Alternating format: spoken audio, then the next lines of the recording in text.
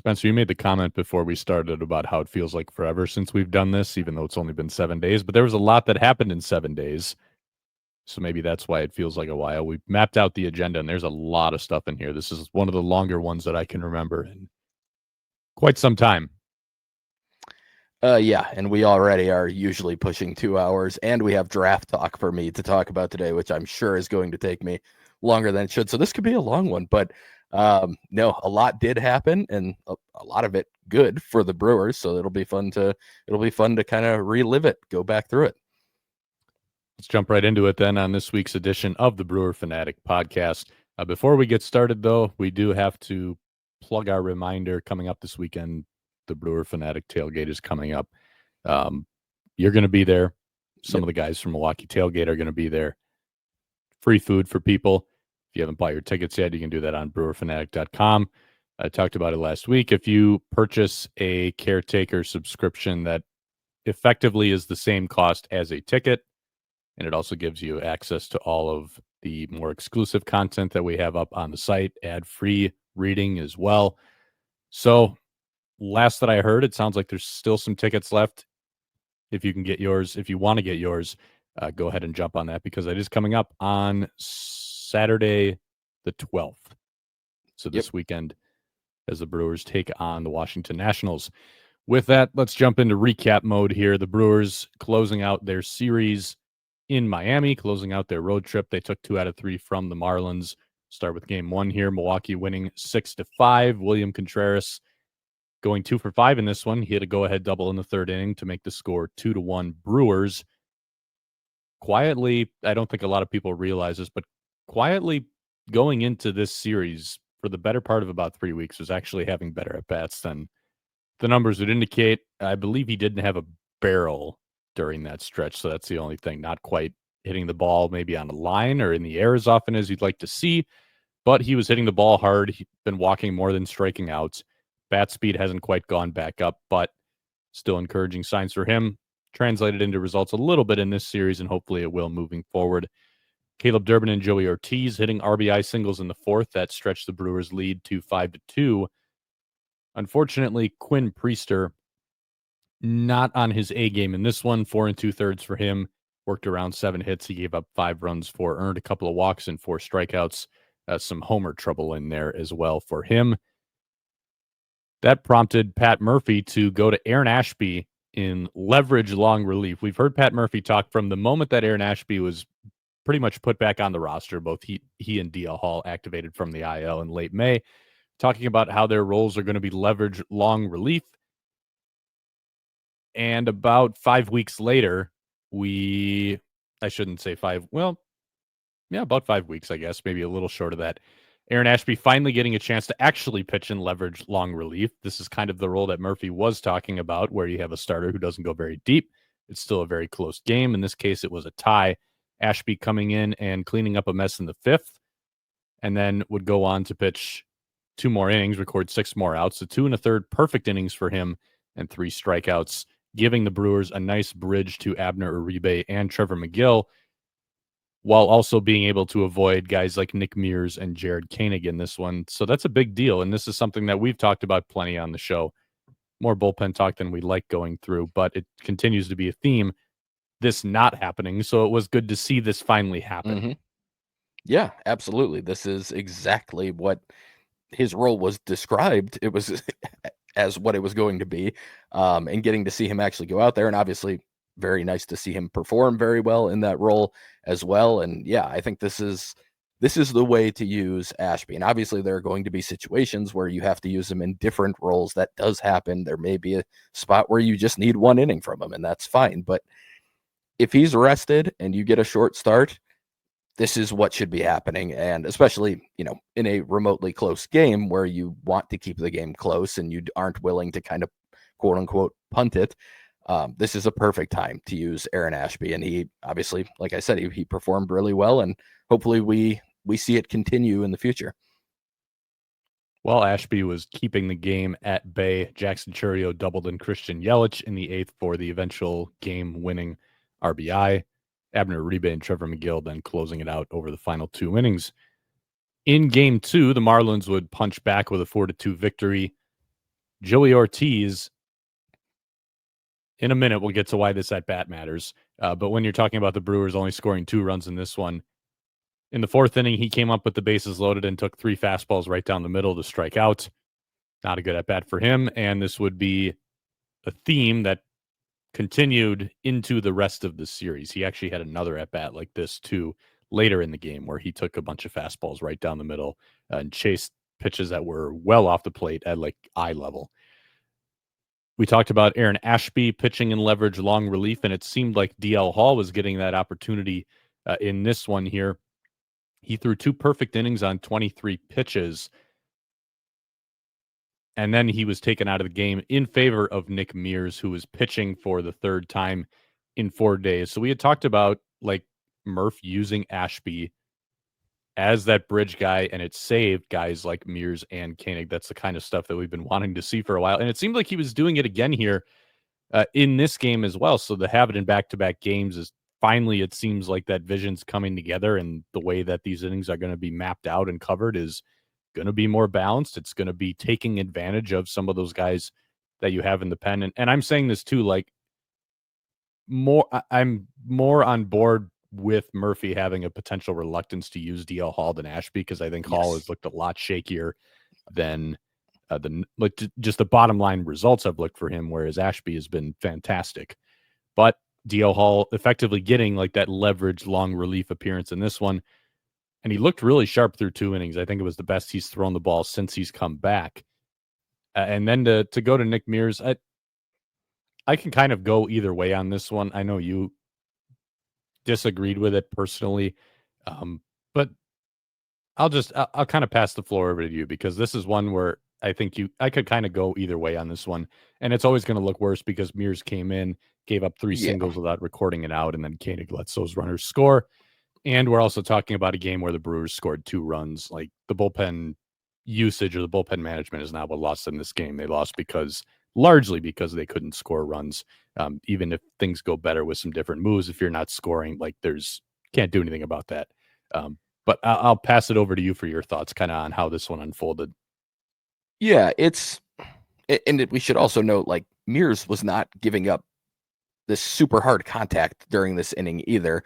I think there was a bunt hit involved, and I believe even just like something kind of off the end of the bat for one of the other singles. So this wasn't like Mears was getting hit around, and it's not a matter of the results for me either. Like that wasn't a big deal in why I didn't love it. One, I think you're right. I think that was the best DL Hall had looked. And to me, I guess you can argue on the other end of what I'm going to say and say you get him out of there and have him go into his next appearance with high confidence because things are going well. I do believe the last out he recorded was a very deep fly ball to right center that may have been gone at some stadiums, and they have a pretty big power alley in Miami. So that was like the one hard hit ball that he had in that appearance, and it did come in his last batter. I get some of it. I just think you have an opportunity there with a guy who in Hall can give you probably 50-ish pitches if needed, and he hasn't been used a ton lately. And you could get through that game potentially without using any of them. And part of my logic at the time was that Brandon Woodruff is going the next day. My assumption was that Ashby, after going 2 1/3, was probably going to be down for the Woodruff start. Turned out he wasn't, because he warmed up in that game. DL Hall, then I'm assuming no matter what, is down the next day. So you don't have your long guys. So to me, you have no idea what you're going to get from Brandon Woodruff in his return in terms of length. So I was thinking you'd want to preserve as many relievers as you can. And by using Hall potentially through the end of the game, I mean, that was a realistic outcome. You could have avoided Mears, and then obviously also Koenig having to pitch. That was part of the logic for me, was just wanting to preserve the bullpen for the next day. We'll talk about it in a second. That wasn't necessary. It didn't really end up mattering, but that was part of the logic for me. And it's not one of the biggest deals for me. It felt like you had an opportunity again. And these are the types of things where like people probably do feel like we're overdoing it on these types of things. And even for me, like when I tweeted it, I was kind of like, maybe this wasn't even worth putting out there in the moment. but it's still just one of those things that I think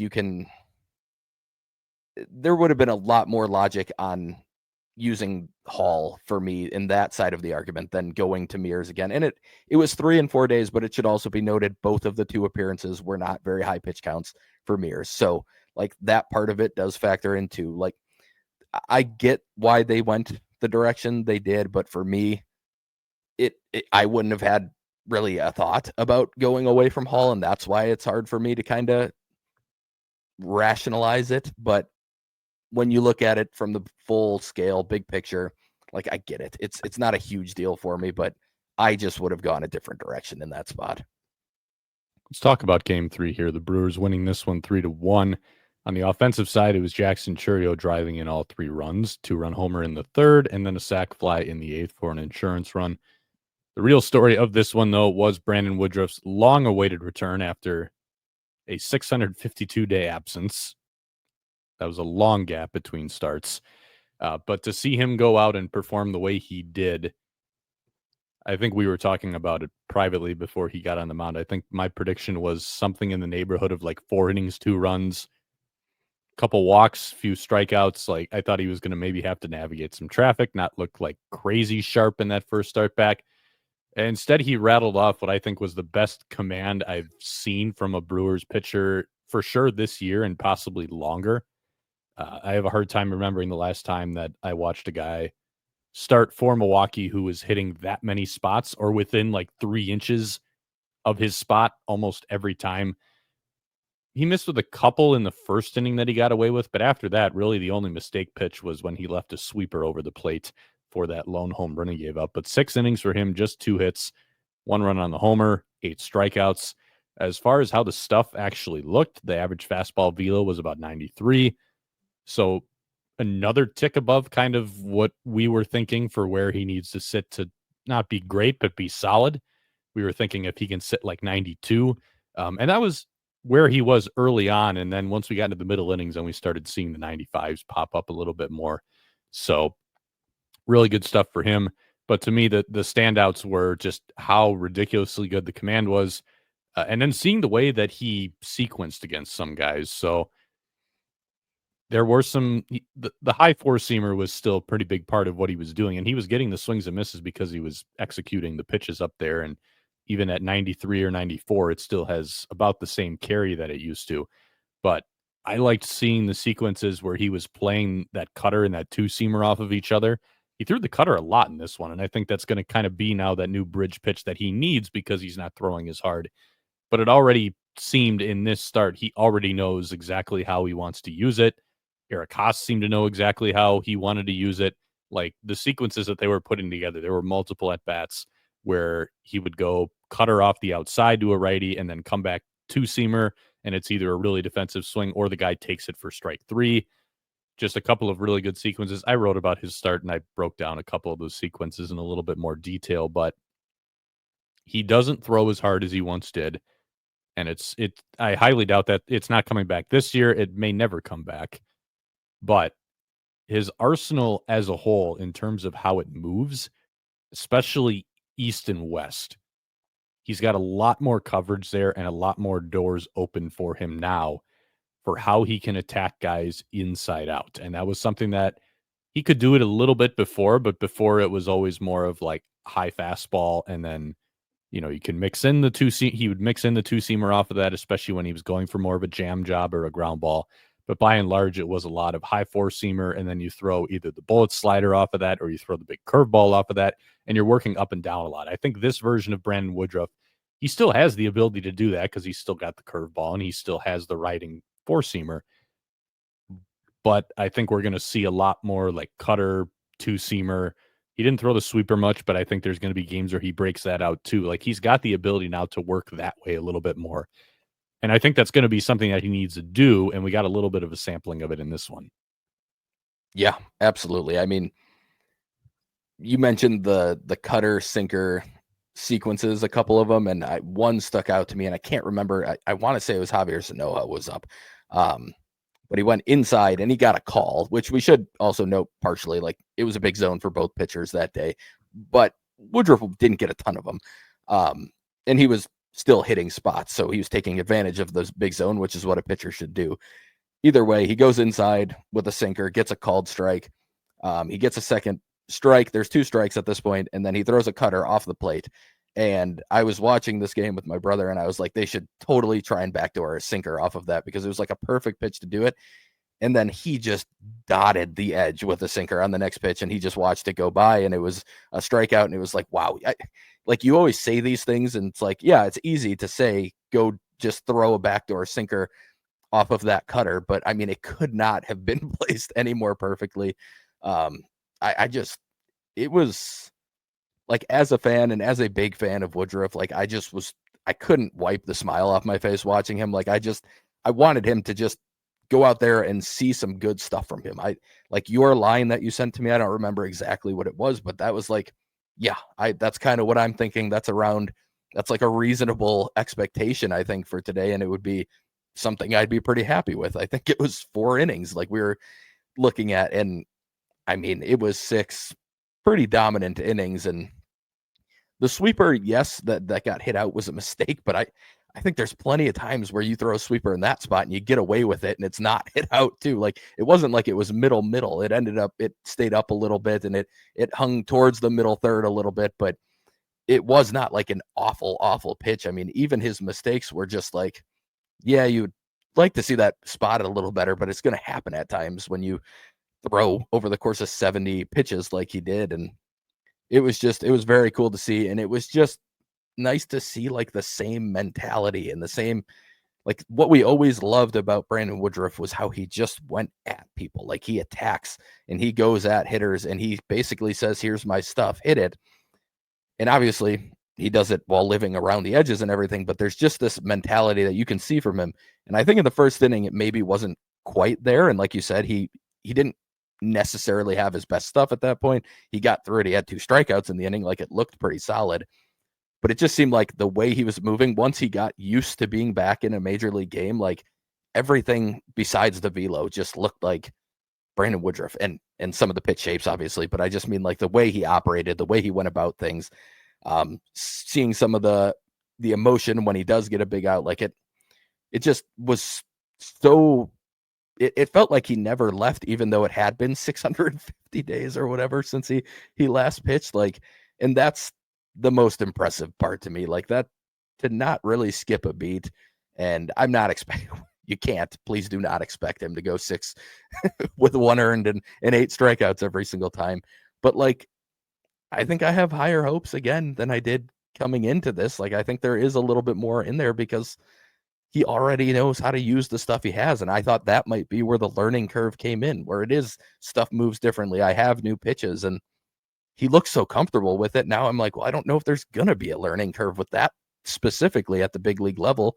There's going to be days where the command fails him a little bit, and especially not to the level that he was in this first game. But, like, I feel very good about it if he stays healthy, and him just being able to help the Brewers the rest of the season. And you didn't know until you saw it on a big league mound if it would even really be feasible. I mean, we had our ideas. We thought the stuff looked a lot better the last rehab start in AAA, but, and we talked about it. It's not the same type of mentality. It's not the same type of approach, but he did get hit around a little bit and he walked people. And, like, so you don't know how it's going to look. And it was so impressive to see him get back on the mound and look like nothing had really changed outside of the velo being down a couple of ticks. It was very cool to see, and just probably one of my favorite moments of the entire season so far, just to see him get that and take advantage of the opportunity and perform like he did. Simply as an enjoyer of pitching, it was enjoyable to see everything that I liked about watching him pre-surgery show pretty much right back up as soon as he got back on the mound. Obviously, the velocity wasn't the same, but more so the being able to be close to spots, knowing how to sequence against guys as well. Just kind of the fearless approach to pitching that you talked about. He threw a ton of strikes in this game. I think his strike rate was like 70 something. It was like 75% or something. It was one of the highest that a Brewers starter has had. I think it was the highest this season for sure, and probably one of the higher ones in quite a while. But to see that stuff back, especially after, we've gone a couple years now of with Woodruff out, we've had to watch more of Corbin Burns. We've had to watch more of Freddie Peralta. We've had to watch even like the Tobias Myers types, and those guys have all been very effective. But it's just not quite the same. Like, this guy was always on a different level than them in terms of his ability to just make pitches and his ability, his feel for sequencing and just knowing how to get guys out. And you combine that with the upper grade velocity. That's how this guy was one of the best pitchers in baseball for several years running. Now the velocity's not there, so he's not going to be quite that guy. But if a lot of those other elements are still there, now with an arsenal that gives him some new toys to play with, so to speak, like the path is here for him to be effective. And it's not going to be like this every time out. I think when he's going to run into trouble, it's going to be because guys are hitting pitches over the plate just because the raw stuff isn't quite what it used to be. But if you actually look at like his stuff grades in this outing, it was above average. Now, part of that is going to be because he was hitting the spots so well. Your stuff grade is going to suffer a little bit. If you're not spotting every four-seamer at the top of the zone, every breaking pitch down, like every cutter on the edge, like he was for a lot of this one. But still, it was a big day for him. It was a big day for the Brewers, and we'll see where things go from there. In some less positive news from this series, Rhys Hoskins would leave the second game of this 3-game set in Miami after a collision at first base. He had to come off the bag for an errant Joey Ortiz throw. Tried like a swipe tag because he had to go across and tag the runner. And basically there was a collision with the thumb in his left hand, so his glove hand. He came out of the game, x-rays were negative, but then he underwent an MRI that revealed a grade 2 thumb sprain in that left thumb. And the timeline for those is usually 4 to 8 weeks. Hoskins said that 6 weeks is kind of what they're looking at right now, which would put him at about a mid to late August return. That's a fairly lengthy absence. The Brewers are going to be without Rhys Hoskins for about a month and a half here, depending on how this all shakes out. Andrew Vaughn was recalled. He got a couple starts at first base in that Dodgers series.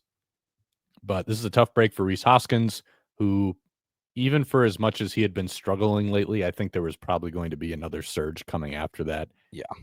That's people talk about streaky hitters, but really when you get down to it, the vast majority of hitters are pretty streaky. That's just kind of how hitting works and how this game works. But he was having a productive year. As a first baseman, you're never going to be a high WAR guy, but for a lineup that had been struggling for a good chunk of the year, just to have a little bit of thump in there and to lose that is a big deal for the Brewers. It's a tough break for Hoskins, like I said. So now we'll kind of see how the Brewers fill this void. In the interim, you have Vaughn, now you have Jake Bauers. But if I'm Milwaukee, I am checking out the first base market to see what's going on. Yes, agreed.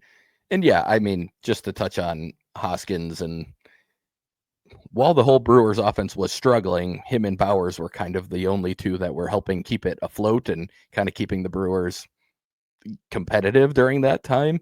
And really, once everyone else turned it around is when he fell off a little bit. But it had been a struggle. I agree with you, though. This is a guy who was eventually going to find another hot streak, and his hot streaks are always helpful because they usually come with some power. Funny enough, they hadn't really this year. I think at some point we were going to see a bit of a power binge for him.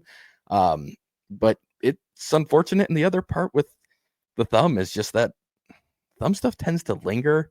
So I am going to be interested. Like, he might come back in 6 weeks, but is he going to have the same type of bat speed? He's not a huge bat speed guy anyway, but just power in general. And is he going to be able to swing the bat as well? I mean, thumb injuries can be a problem for hitters. So I'm with you. I think first base market now becomes maybe as big of a need as anything. I think obviously shortstop is going to continue to be one, and we'll talk about part of that in a second. But I look at like the market and I wonder if they do splurge. We talked about like Suarez from the Diamondbacks. Do they go try and get like Josh Naylor, somebody who can hit for some power in the middle of the order? He'd be a lefty bat, but at the same time, Bauers has really fallen off production-wise as well, and I think they could probably afford to do that. And maybe then Vaughn's your other first baseman or whatever. O'Hearn from the Orioles, maybe another option that would be interesting. He's having a very, very good season and a very solid defender at first base as well. And similar to Bowers, has actually been able to step out into the outfield and hold his own at times if needed. So a little bit of flexibility in the middle of a game. Like, those are the two I would probably look at the most early on. O'Hearn's probably more available than Naylor, given where the Orioles are right now. But I do think they need to look into it, because we'll talk about what Vaughn did in the Dodger series, and obviously got off to a very good start, but I'm not hitching my trailer to the Andrew Vaughn at first base every day. Like, I don't think you can do that if you're trying to compete seriously this year. And given the way they've been playing lately, I think they probably should continue to try and compete seriously this year. So I think they have to check into it. And part of it is that I just wonder if Rhys, when he does return, is even going to be that much of a help after a thumb injury. Like, I think there's real risk there too. So it'll be interesting to see what they do. Yeah, Bowers is interesting because, as has always been the case for him, when he puts it in play, it's good contact. He can hit the ball pretty hard. There's a lot of raw power in there.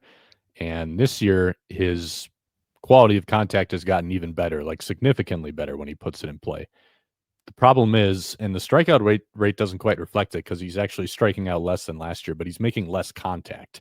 And contact was the lack of contact was the issue for him last year. He's making even less contact now. His expected numbers are actually still pretty good, just because that contact, when he puts it in play, has been so great. But when that's at such a high tier, like, even if your deserved numbers so far based on that are quite good, I have a hard time believing that you're actually going to be able to maintain hitting the ball that well moving forward. Like, expected StatCast metrics are more along the lines of, here's what should have happened so far, not what is going to happen moving forward. That doesn't and that's kind of the case with any metric. It doesn't mean that you're going to regress toward what that metric says. To do that, you actually have to keep swinging the bat exactly the same way as you have been during this current stretch. So I wouldn't really hitch my wagon to him as a guy who can play every day. I'm with you on Vaughn. Like, good for him that he had a good start. I'm still not really convinced that Andrew Vaughn is actually a good hitter. The plate discipline thing is still a big deal for me. There's some pop in there for sure, and we saw it a little bit early in that Dodgers series, but I don't think that you can really count on your incumbents at first base to produce moving forward. O'Hearn is probably the guy that I would circle. He's a rental. My guess is the price is going to be somewhat inflated for him, because there's going to be quite a few teams that are interested. But I mean, we saw Eduardo Escobar was not as good of a hitter as Ryan O'Hearn is, but like, that's a guy who a couple of years ago I would not have guessed that the Brewers would win the bidding for him, and they did. So, like, it has happened before. And I know Jeff Passan put something out a couple days ago saying that the Brewers, for their trade targets, Ryan O'Hearn is probably the best fit for him, and I would be inclined to agree on that one. So he's also got, like you mentioned, the defense at first base. He's also got really good plate discipline. That's what the Brewers like. He walks a decent amount. He doesn't strike out much anymore at this point in his career. Makes good swing decisions. Like, those are things that would fit very well within this Brewers offense as well. So we'll see what direction we go, or what direction they go at first base. But speaking of directions, moving forward, it might be interesting to see what direction they go at shortstop, because Pat Murphy, starting with the final game of that Marlins series, pretty vocally benching Joey Ortiz for 2 games. And he said that it was because of his swing decisions. So the question was posed to Murph ahead of the series opener against the Dodgers: why hasn't Joey Ortiz been in the lineup 2 days in a row? And the quote was directly from the horse's mouth: yeah, the manager's pissed. I want him to give me his best approach at the plate. And, we've given him a lot. We play him every day, and we need him, and he just can't have lapses at the plate like that. And when he talked about just the swing decisions, like, I asked him as a follow-up, like, those at-bats in Miami where he was taking fastballs down the middle with the bases loaded, chasing a pitch at his eyes, or even that at-bat in New York before the Grand Slam where you come up with the bases loaded, the bases have been loaded by 3 walks, and you swing at a first pitch, borderline strike sinker down and in, and pounded straight into the ground for an inning-ending double play. Like, are those at-bats that influence the decision? He said, yeah, that's pretty much exactly what it was. So there's 2 layers to this. And since I set it up, I guess I'll get your thoughts on it first, and then I'll kind of give my perspective from being in the room. Yeah, I mean, Do I think anything that Murph said is incorrect? Absolutely not. Like, the swing decisions have been bad. They've been worse than they were even earlier in the season. The results had actually been a decent amount better, especially going into that Marlins series. And then he had a little bit of a lucky hit that drove in a run in game 1 of that series. And obviously in that Mets series, he even had the taseable at bat with the bases loaded prior to hitting his grand slam. But the results had been in a pretty decent spot offensively. And I actually thought, we hadn't talked about it, but I actually thought part of it was that it was kind of along the lines of what I talked about with Oliver Dunn early in the season when he got sent down. And I was thinking, Ortiz is kind of just in swing mode right now, because I think he was almost, I think sometimes when you have bad swing decisions, it's because you're overthinking swing decisions and you're trying to be too good at it. And then when you think about that stuff, and I did this as a hitter, this is why I have this thought. Like, if I went up there and I had chased a pitch and I had been like talked to about like, hey, we need to be better about, I end up thinking so much that I end up chasing the pitch that's even worse, because I'm like, I don't want to be dumb and take a pitch down the middle now. And I don't want to be like, you just get in your head a little bit. And I wondered if maybe he was actually getting to a point where he was just free swinging, but then he's taking pitches right down the middle with the bases loaded. And it's like, okay, that is not the case. Like, that's just the actual problem. You cannot do that in that scenario. All of that, I agree with, to say, like, I do fully agree with what Murphy is saying, but I think the issue for me is very much the way he went about handling it. One, I think it shows a little bit of, in my opinion, a lack of understanding the type of personality that particular player has. Ortiz does not strike me as somebody who, one, he just feels very laid back. He feels like somebody who's kind of, I think I could see somebody who's just like kind of out there, kind of thinking maybe he's not trying hard or not doing, but I don't think that's the case. I have very, very little doubt that he is trying hard and he is competing on the baseball field.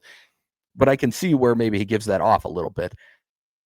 Even still, it just doesn't seem like the type of guy who a public wake-up call is the way to go about doing this. And I guess the only thing I can say on this is I don't know if there have been numerous behind-the-scenes wake-up calls that were tried to be handed down to him. Like, I don't know that. Nobody really knows except for Murph and Ortiz and the hitting coaches and everyone else. Like, maybe this was the last straw and that's why he went this direction and he felt like he needed to try something else to make his point. That's kind of over the last couple days, as I've thought about it, I was like, well, maybe this was how he felt he had to try it, to do it now, because it just hasn't worked when he's talked to him one-on-one or whatever. Like, but still, I just think it's a little, it's over the top. And part of my thing with this, and I saw a lot of people comparing it to benching Durbin and Frelick early in the season. To me, swing decisions are a lot different than lack of effort / focus. I think some people would argue that swing decisions are a focus thing. To me, it's not. I especially for major leaguers, I don't think it normally is. I think it's just a matter of having really poor plate discipline in the moment and making bad decisions and maybe overthinking, but I don't think it's a lack of focus. Those are the types of things that I think are free to be called out. Effort, focus, those are things that, to me, like, that's a physical thing that you can very easily control. I'm not so sure that you can just talk a guy into having good swing decisions. So to me, that's where I think it gets a little iffy, just in general, to call people out for that. The only other thing I'll say on this, and I've rambled and I'm probably confusing people and I'm confusing myself a little bit, so I apologize. But just generally, I think Murph, like, tough love is great. I think there's a very real use for tough love, and I think coaches have to have that. And it can be done in a really positive way, and I think it can be done in a negative way. And I also think it has to be done to everybody on the team when they are doing things that aren't good or aren't done how you want them to be done. And one thing I have noticed with Murph is that this is a young player thing. He does not call out vets who are in funks at the plate, who are doing things poorly, who are having bad swing decisions for some stretch of time. Like, I can't think of a time he's really ever done that with a veteran. Maybe at times a little bit with Freddie and losing command, but to me, that's like the only situation I can even think of where he's done this, but he does it with the young players. And I think there's an argument to be made that, yes, you have to do things a little bit differently for young players. They haven't quite established themselves. But I also think you do have to be willing, if you're going to go to the media and call out players, I think it has to be, you hold that same standard for everyone on the team. And to me, I wonder if that's the case. It doesn't feel like it's the case to me. So that's my other issue with it. Again, Jack, I know I just said a ton of stuff, but you can take it back from me. It bothered me for a bunch of reasons. So there's a couple layers to this. First of all, I guess I'll start with like my takeaway from being in the room as this conversation was with the media was going down. It sounded to me like an exasperated manager, like someone who is nearing the end of his rope with a player. And really the reason I think that was the part of the quote where he said, "We've given him plenty." And he didn't really fully finish that like it was kind of like a half sentence and then continue to your next point, like kind of a stream of consciousness type way of saying it.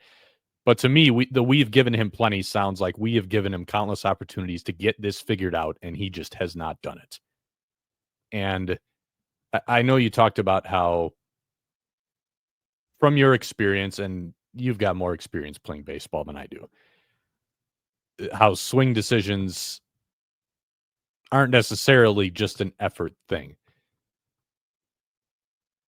But just to me, it's still different than, okay, like if your swing is in a really bad stuff, you got to work on some stuff mechanically. Like that's understandable. Patience with that, like that takes a lot of time. You can't just snap your fingers and fix that. And even if swing decisions aren't like perfectly a snap your finger type thing, I feel like that's got to be at least a little bit easier to fix, and it can be a little bit of a quicker fix than many of the other things related to hitting, like your timing and all of this stuff. And this has been an ongoing issue for Joey Ortiz pretty much since he set foot in Milwaukee. Like I wrote about this over the winter. I did a whole article on how he had the lowest in-zone swing rate among all qualified hitters, and it wasn't even close. Like he was at like 52%, and the next closest guy was somewhere around like 56 or 58 or something like that. Like there are no MLB hitters who play as much who are this passive. There just aren't. So it's going back to last season. It was an issue. It was an issue early in this season. It's been quite a bit better on the whole this year, and he still has one of the lowest in-zone swing rates. He's gone from like 52% to 58% this year. And then I think to see him actually start hitting for a couple weeks and things are coming together and it feels like the patience has been rewarded. And then he goes up in New York and Miami and just has some of the worst possible at-bats you could imagine. Not pulling the trigger on pitches right down the middle and really only swinging at pitches at his eyes. On that road trip, he had like an in-zone swing rate of, I think it was 52%, so right back to where he was before. And this time, whereas in the past, like last year, he didn't chase too much. On the road trip, he chased like 38% of pitches outside the strike zone. So like just all the wrong things when it comes to swing decisions. And it feels like Murph is in a position where like you got to do something because this has been going on for so long. And I don't know what conversations have been had behind closed doors, but I'm sure there have been plenty of them to this point because it's been such a long running issue. And we know that the Brewers are very, very big on swing decisions. They emphasize it at every level throughout the minor leagues. They have their own like in-house proprietary metrics where they track swing decisions and evaluate guys on this stuff. Like this is a big deal. And was it the right way to go about it, especially bringing it up to the media and kind of laying into him that way? I don't know. My default stance is that this isn't how you do this. But for as much as I've put Pat Murphy under the microscope for like in-game tactical decisions, I'm in the room with this guy. I get to talk to this guy, 7 times a week or 5 times a week during a homestand, depending on how long the homestand is. Like, you get to interact with the guy. You hear the stories from other people about just who he is as a people person. That is his strength. And we've talked about it plenty. Like the way that he was able to rally this team last year, he pushed all the right buttons from an interpersonal standpoint, even if we've been about as critical as anyone of how he pushes buttons from a tactical standpoint. Like that's kind of the picture we've painted. And that's pretty consistently been our view on Pat Murphy as a manager. Not as far as big league managers go, not great on the in-game decision side, but really, really skilled because of his experience on the people side of it. And we've concluded, like we've said, that's more important for a manager because there are so many people involved and so many resources for putting a team together, putting game plans together, all this stuff. Like you can get away with a manager who's just not great at the other side of it. The most important job is you have all the people in the room pulling in the same direction. Now,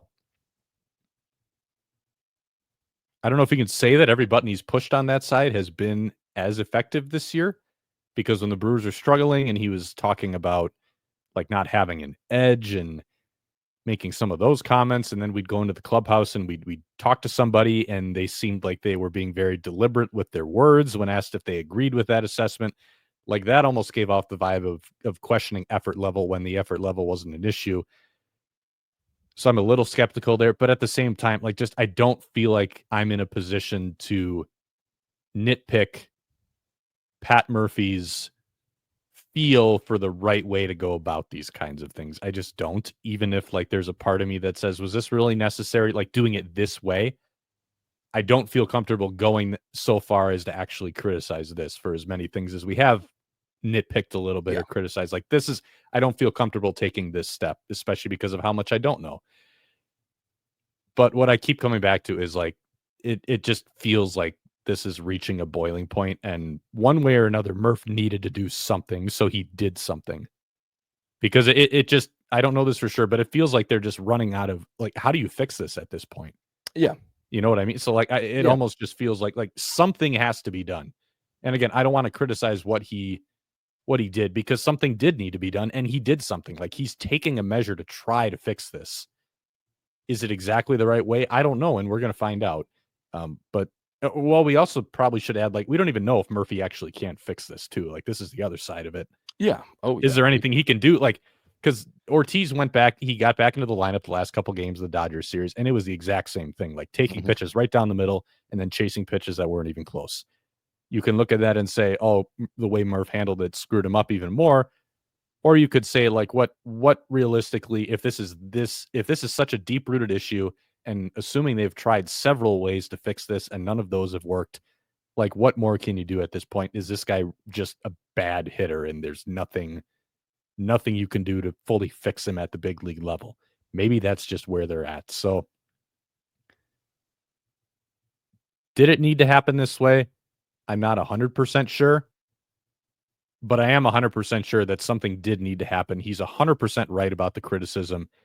And he said he's pissed, and he sounded pissed. And honestly, he probably should be pissed, because if I were in Pat Murphy's shoes and I were seeing like these same issues just not getting any better, especially after seeing a week where he hit really well. And at that point, you should have some confidence in the box.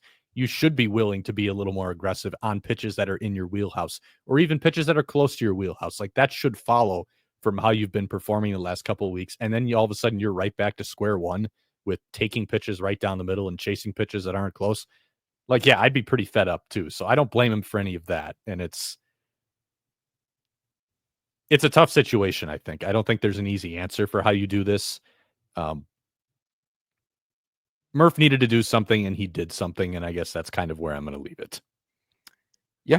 I mean, everything you said is fair. I still just generally, and it's a difference in opinion on just, and you mentioned you generally lean the same way, but like, it's just is not how I think coaches or managers should generally handle business. I just don't believe in that. I think the only time it's normally a reasonable thing to do is when somebody's not trying hard, somebody's not making an effort, somebody's not running out ground balls, like that type of stuff. That's to me, that's where it fits. But I do think everything you laid out is completely fair. And I do agree, like something had to be done. To me, that's the benching, and a good, clear talking to. And then also, I mean, it can even be that like, hey, this has to improve or we're finding another option. Like those types of talks can be had. It's just the airing it out to everybody. And I understand that he's upset in the moment. So like, it's probably hard not to do it. And Murph, I think generally is pretty open with you guys in terms of his feelings in the moment. And I'm sure he probably didn't even mean to come off as stern about it as he did publicly. That would be my guess. But it was what he felt and he said it. And I'm 100% with you and with Murph that something needed to be done. I think it's just the way it was done. I have a general disagreement with, but like you said, that's not normally something I'm worried about or have issue with Murph. Everything he does in terms of managing personalities and doing everything else like that, there's been very few moments where I've even had much of a question for it. So I guess to some degree, like I probably should trust him to be doing something that makes sense for the situation in this spot. And even if he got it wrong 1 or 2 times, it's not something that's the biggest deal in the world. But it does definitely sound like they're at the end of their rope, or Murph is at the very least with Ortiz. And we can take the question because that'll probably lead into this. But from Gail Bedeker, when will the Joey Ortiz experiment finally end? I mean, based on everything we just said and kind of you even emphasizing how it sounded in the room, I mean, I think unless something changes, it's probably pretty soon. And the only thing I have to say on this is like, I felt like it made a lot of sense to go the direction they went at the beginning of the year with Ortiz. I thought he should be the starting shortstop going into the season. I thought he deserved to get quite a bit of leash. But we even talked about it by like mid-May. At some point, it was going to get to a point where it needed to get cleaned up. And even if the results had showed up a little bit better, like we talked about, the process hasn't really gotten any better. And you're just getting to that point now where I think it's hit a boiling point. And unless something changes very quickly, I mean, the Brewers don't have a ton of time to make a change at this point, too. The deadline's in 3 weeks, but I think they're going to find some way to move on from him or at least put somebody over him in the lineup at shortstop every day. And in that case, it would be best for him to go to AAA and hopefully get to work on his swing decisions down there. So for me, I think it's definitely very close. And I would assume, Jack, you're in the same boat. I would guess, yeah. I would guess they're trying to end it. I think that's the better way to put it. I'm not going to say that it will, because right now the issue is just the lack of the reason he's gotten this much runway is because there are no alternatives. It's Andrew Monasterio who's, he can moonlight at shortstop for a couple games at a time, which Murph has done when he's felt the need to go that way, but you can't have Andrew Monasterio playing shortstop every day. The bat's not good enough and the glove's not good enough, even though the glove has been quite a bit better in my eyes and metrically too, but it's too small sample size to look at the metrics. The defense has been better than it was last year, including at short. Absolutely. But he's not someone you roll out there every day. So what do? Do they bring in like a Kiner Falefa type guy from Pittsburgh? They've done deals with Pittsburgh before in season several times. Is he someone they bring in and they stick him at short and say, just give us your 90 OPS plus and play solid defense over there and we'll be okay? I think it comes down to, can they actually swing that type of move is really what it's going to be, because I would imagine they're trying. If they can get it done, they probably will. But we'll see what happens in the coming weeks. But yeah, things are just, it just feels to me like we're moving toward a point where things are just so broken there with the swing decisions. And even just like sometimes there's just something mentally to things have just gone so badly up here. He just needs to be somewhere else, whether that's in Nashville or whatever. But I think you're also trending toward an interesting discussion about just where does he fit in long term, because Pratt's going to be ready presumably at some point next year, even if not by opening day.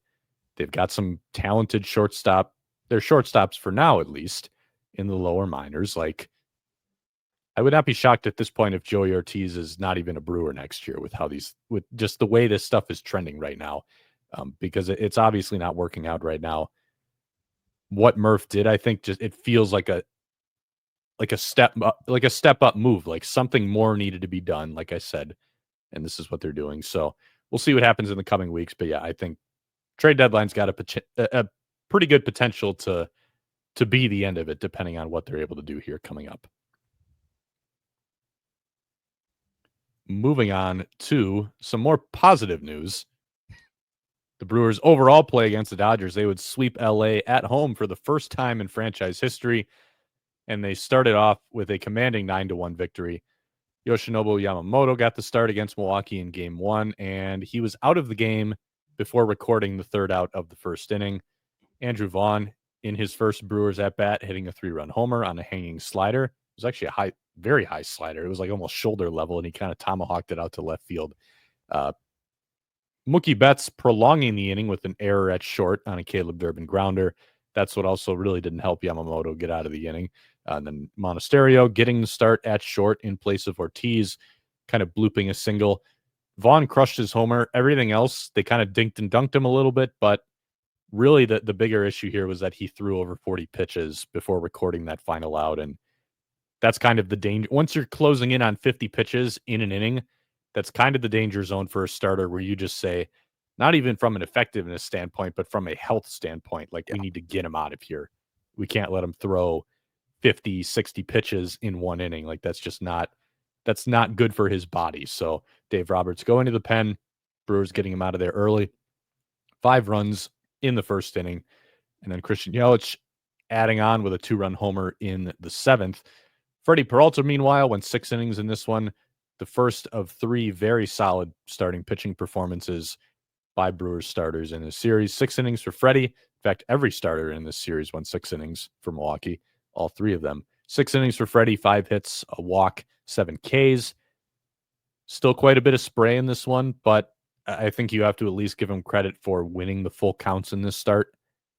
A lot of at-bats, especially second time through, I believe it was the 4th inning where he got to 0-2 or 1-2 on every single hitter, and they all went to 3-2. Yeah. But he also won, I think, all but one of those 3-2 counts. So it was like some of the issues that have long been an issue for Peralta and will probably just never fully come together, still there, but still able to work around them quite effectively and make the pitches he absolutely had to make. And I think you got to credit him for that. And this is a diminished Dodgers lineup, but there's still some pretty good bats in there. Like you have Ohtani at the top. Will Smith is having a fantastic season. Like there are still some legitimate guys in there. So you got to give all of these Brewers starters credit for what they did. Then we get to the bullpen. So after I just praised Pat Murphy for his interpersonal management, now we're going to talk about bullpens again.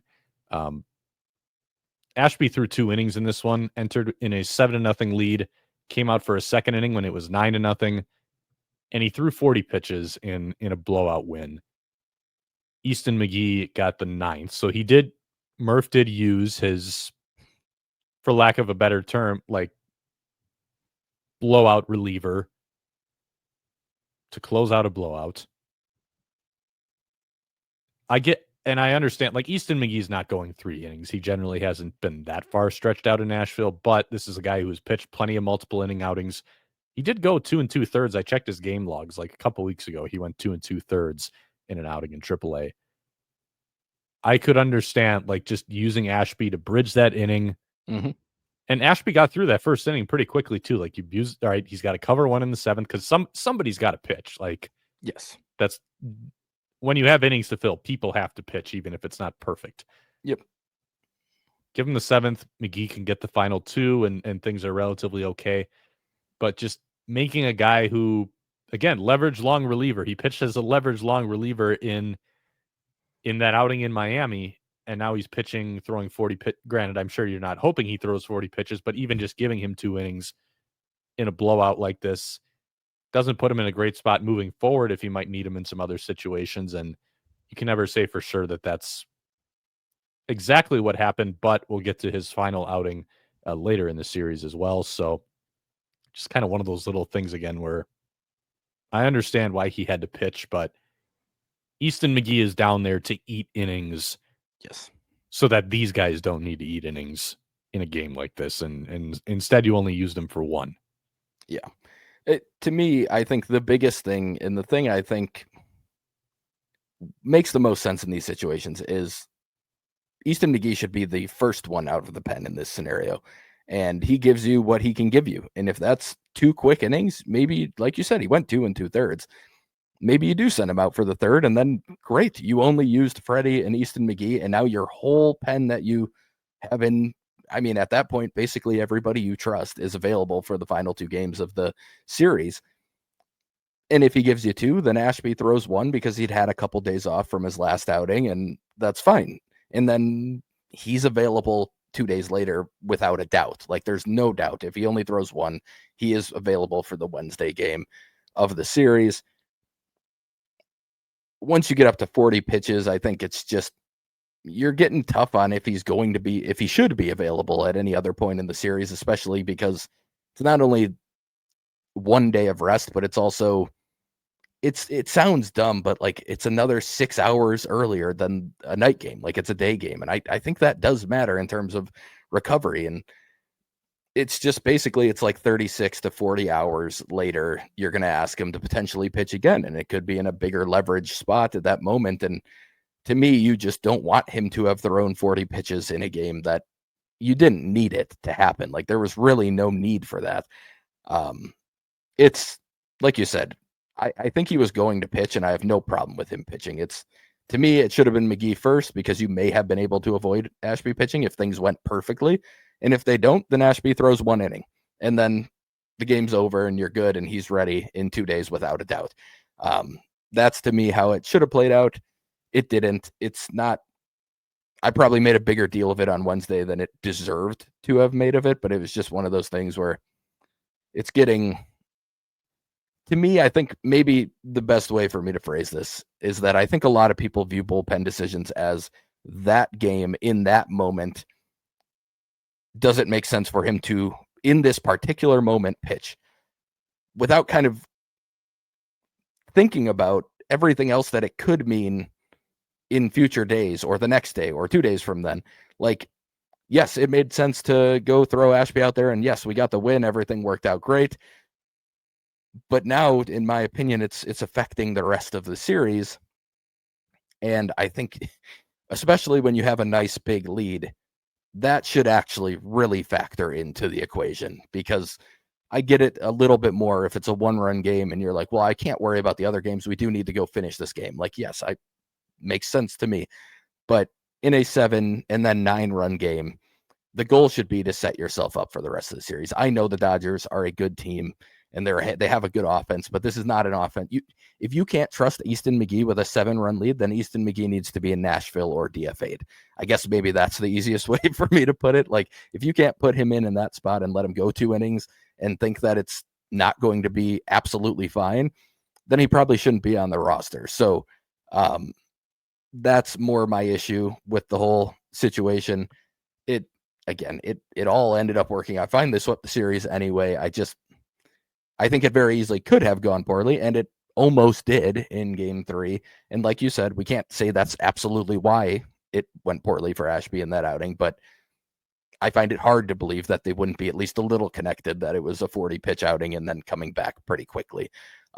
So that's my logic on it. I think, to sum it up again, I would have gone to McGee first. I think that solves a lot of the issues potentially, and you could have very easily gotten to the point where only 1 inning was needed, or again, maybe even 0 if things go great. Game 2 was the highlight of the series. It was the Jacob Misiorowski and Clayton Kershaw showdown. And once again, Jacob Misiorowski outdueling another, I don't know if I'd still call Kershaw an ace, but the greatest active pitcher, if you look at the body of work over his career. One of the best pitchers of all time at that. Misiorowski winning a duel with someone who's got that kind of reputation. Also outdueled Paul Skeens a couple starts ago. Someone who obviously doesn't have the track record, but has been arguably statistically the best starter in baseball since he broke into the big leagues. But this was really, really impressive stuff from the Miz. The only damage was a leadoff home run to Shohei Ohtani. Tried to go double up on a curveball after they got a pretty bad swing on one that was at the shins. I think it was the right pitch call. He just left it up a little bit, and Ohtani was able to golf it out. That was it, though. 6 innings for Mizorowski, 4 hits, just that 1 earned run, only 1 walk, and 12 strikeouts, his first double-digit strikeout outing of his career. One thing I really liked about this start, like getting a little more specific back to Ohtani. So he homers on that mistake curveball, and then he comes up the second time, and with 2 strikes, they go right back to it, and he executes it this time, and he gets them. So to see like that, not only was he number one to see that, like from a pitch calling standpoint, knowing it's a good pitch and knowing that you got him when you threw it where you wanted to, you feel comfortable enough to call that again. He feels comfortable enough to throw it again and not shake off or anything like that. And then to be able to execute it a couple more times as well to get that kind of swing. Like those are just the little things that stand out to me. But I mean, he had everything going in this start. Leading into this one, my thought was the Dodgers would probably try to wait him out because this is a very patient team. Sometimes he can be a little bit erratic. So maybe you go into this game thinking, hey, like if he's not pounding the zone early, let's make him come back into the strike zone and see if we can just kind of build some pressure, like get him off his game a little bit. Instead, Mizorowski came out and just pounded the strike zone early on. And then as the game kept going, he started getting a ton of chase. Like the Dodgers never chase, and they chased almost 40% of pitches outside the strike zone in this game. And that is very striking as to just how good the stuff is and just how he had them pretty much unable to touch anything. Like they couldn't cover anything, just in between everything. Really good stuff for him. A lot of swing and miss with the curveball in this one too, not just the fastball. Yeah, I mean, first of all, I just think it shouldn't be glossed over either that he had his first rough start last time out, right? Then he gets 0-2 against the leadoff hitter of the game and gives up a homer. There are a lot of young pitchers that would have started to crumble a little bit. He responded by striking out the next 6 batters that he faced. Like, that is to me as big a sign as like, okay, he's got it. Like he definitely gets it, and he's got a mentality that's extremely impressive from a guy his age. To just go back on the attack against 2 more future Hall of Famers right after Shohei. Mookie's not the same Mookie he's been in the past, but it's Mookie Betts. Like Jacob Mizorowski watched Mookie Betts growing up, I guarantee it. So there's always going to be that element of like, okay, I'm facing Mookie Betts for the first time. Right at him, 97 mile per hour cutter slider for a strikeout against him. Freddie Freeman. I mean, you're just facing some very, very good hitters, and they couldn't touch him. And I agree with you. I was going to point out the same thing, that he goes back to the curveball against Shohei to get the strikeout the next time around. Like that's impressive as well. But the other part of it is this was the first time I was in attendance at a home game for Jacob Mizorowski. And just like, first of all, I thought the crowd was awesome. They were very in tune to what was going on. Like he was a strike away from an immaculate inning, and it was almost universally recognized. Like the crowd was up on their feet. Like people are tuned in for Jacob Mizorowski starts. And it reminded me, the only thing I could find comparable to it, like having been to games for pretty much every starter that the Brewers have had in my lifetime at this point, it felt like CC in 08, like just the way the crowd was buzzing the whole time watching him and how excited people were to watch a starting pitcher. Like Corbin Burnes was awesome. He won a Cy Young. There was never a start like that in the regular season where people were just like, we have to go watch Corbin Burnes pitch. Woodruff has been one of the best starters in baseball. And I think, he's making his home return on Saturday, and I think the crowd's going to be pretty pumped up for that. But even in his prime, like that did not happen for Woodruff starts at any points. It was just very, very cool to see and be a part of. And like I said, just generally be in a crowd of people who are, people go to baseball games as like a leisurely activity. And I fully understand that. Like there's dead time, there's less with the pitch clock, but there's dead time, and like it's a place to hang out with friends. And like, I fully get that, but it felt like a playoff atmosphere where everyone was actually fully engaged with the game the whole time, especially while Miz was pitching. And those are the best games to be at as a fan. Like that's the most fun, to be in that environment. And the fact that he's creating that in his first couple of home starts of his entire career, like That's very cool. And I'm sure the Brewers are thrilled because the tickets are probably doing very well for Miz starts at the moment. And I would imagine are going to continue to, but it was very cool to be there and witness it. And I know obviously, Jack, you've seen it from the press box, the first few starts for at home, but just to actually finally kind of witness it. And I have technically seen him pitch in person one other time, and that was in Appleton, but not quite the same buzz in the stadium that day. But it was just very cool to be a part of. And yeah, I mean, extremely impressive. And I loved Kershaw made comments before the game about not really knowing who he is, and people took that to heart.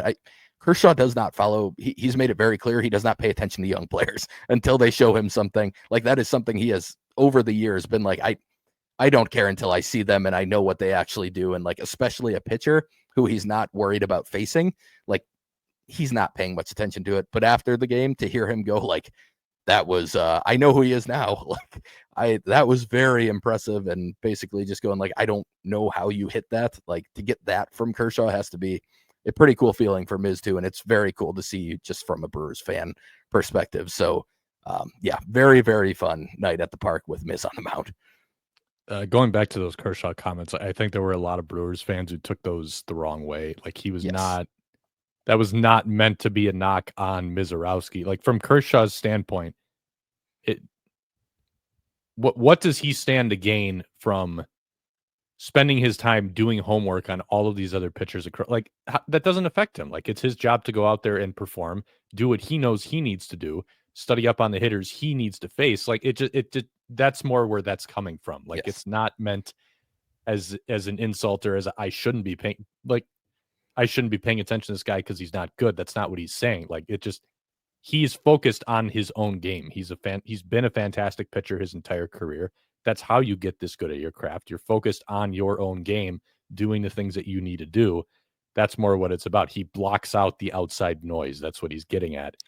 And the full comment too, like the overall tone of it, like at the end, he made a joke about how the only thing I've heard is that he throws pretty hard, which everybody throws harder than I do at this point, like joking about how he sits 88 at this stage of his career, like the self-deprecating comment. So it just seemed like there were so many Brewers fans who took that in the wrong way.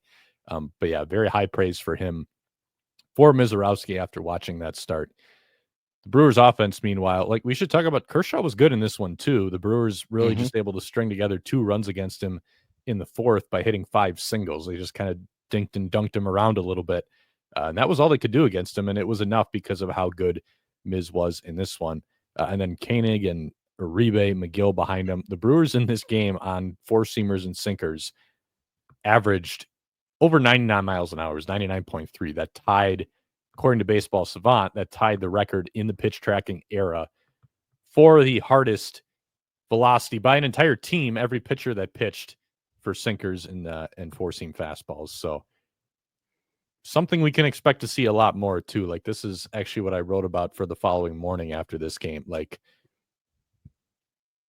the Brewers are a stuffed pitching staff now. Like the whole thing last year, and I wrote plenty of stories about it last year, talked to people on the Brewers, like Chris Hook himself said it last year, we're not a stuffed team. And they weren't really a stuffed team to begin this year either. But now you look at some of the changes on this staff that have happened in season, and Mizorowski's right at the middle of it, obviously, because he throws 101 miles an hour. But this is a stuffed team now. Since Miz has joined the big league staff, the Brewers lead baseball in stuff plus. Their average velocity on 4-seamers and sinkers has gone from like 93 in the bottom third of baseball to now top 5 at like 95. Not only do you have Miz taking Aaron Savali's spot in the rotation, Tyler Alexander got cut around the same time. So you're replacing a guy who throws 90 with some assortment of Aaron Ashby throwing 98, DL Hall still like we've talked about how it's not a particularly good fastball still, but throwing 94, it's better than Tyler Alexander's 90. And then even Easton McGee getting a couple innings here and there and throwing 93. Like this is a stuffed team now. They have a lot of guys who have the velo now, even in the rotation. Like Freddie's sitting almost 95. He's at the highest velo of his career. Woodruff might settle more in that 92 range. Quintana doesn't throw hard. Priester's not anything special, but if Priester's toward the lower end throwing 93, like it kind of illustrates the whole point. You have a very hard throwing bullpen. This is a stuffed pitching staff now. Like, they can beat you by going right at you.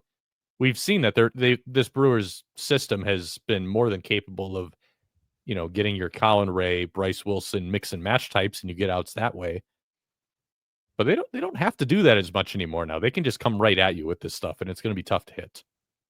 Yeah, it's also very fun to watch. And I think bullpen wise, like since Arnold took over for Stearns, there's been a bit of a shift towards velocity.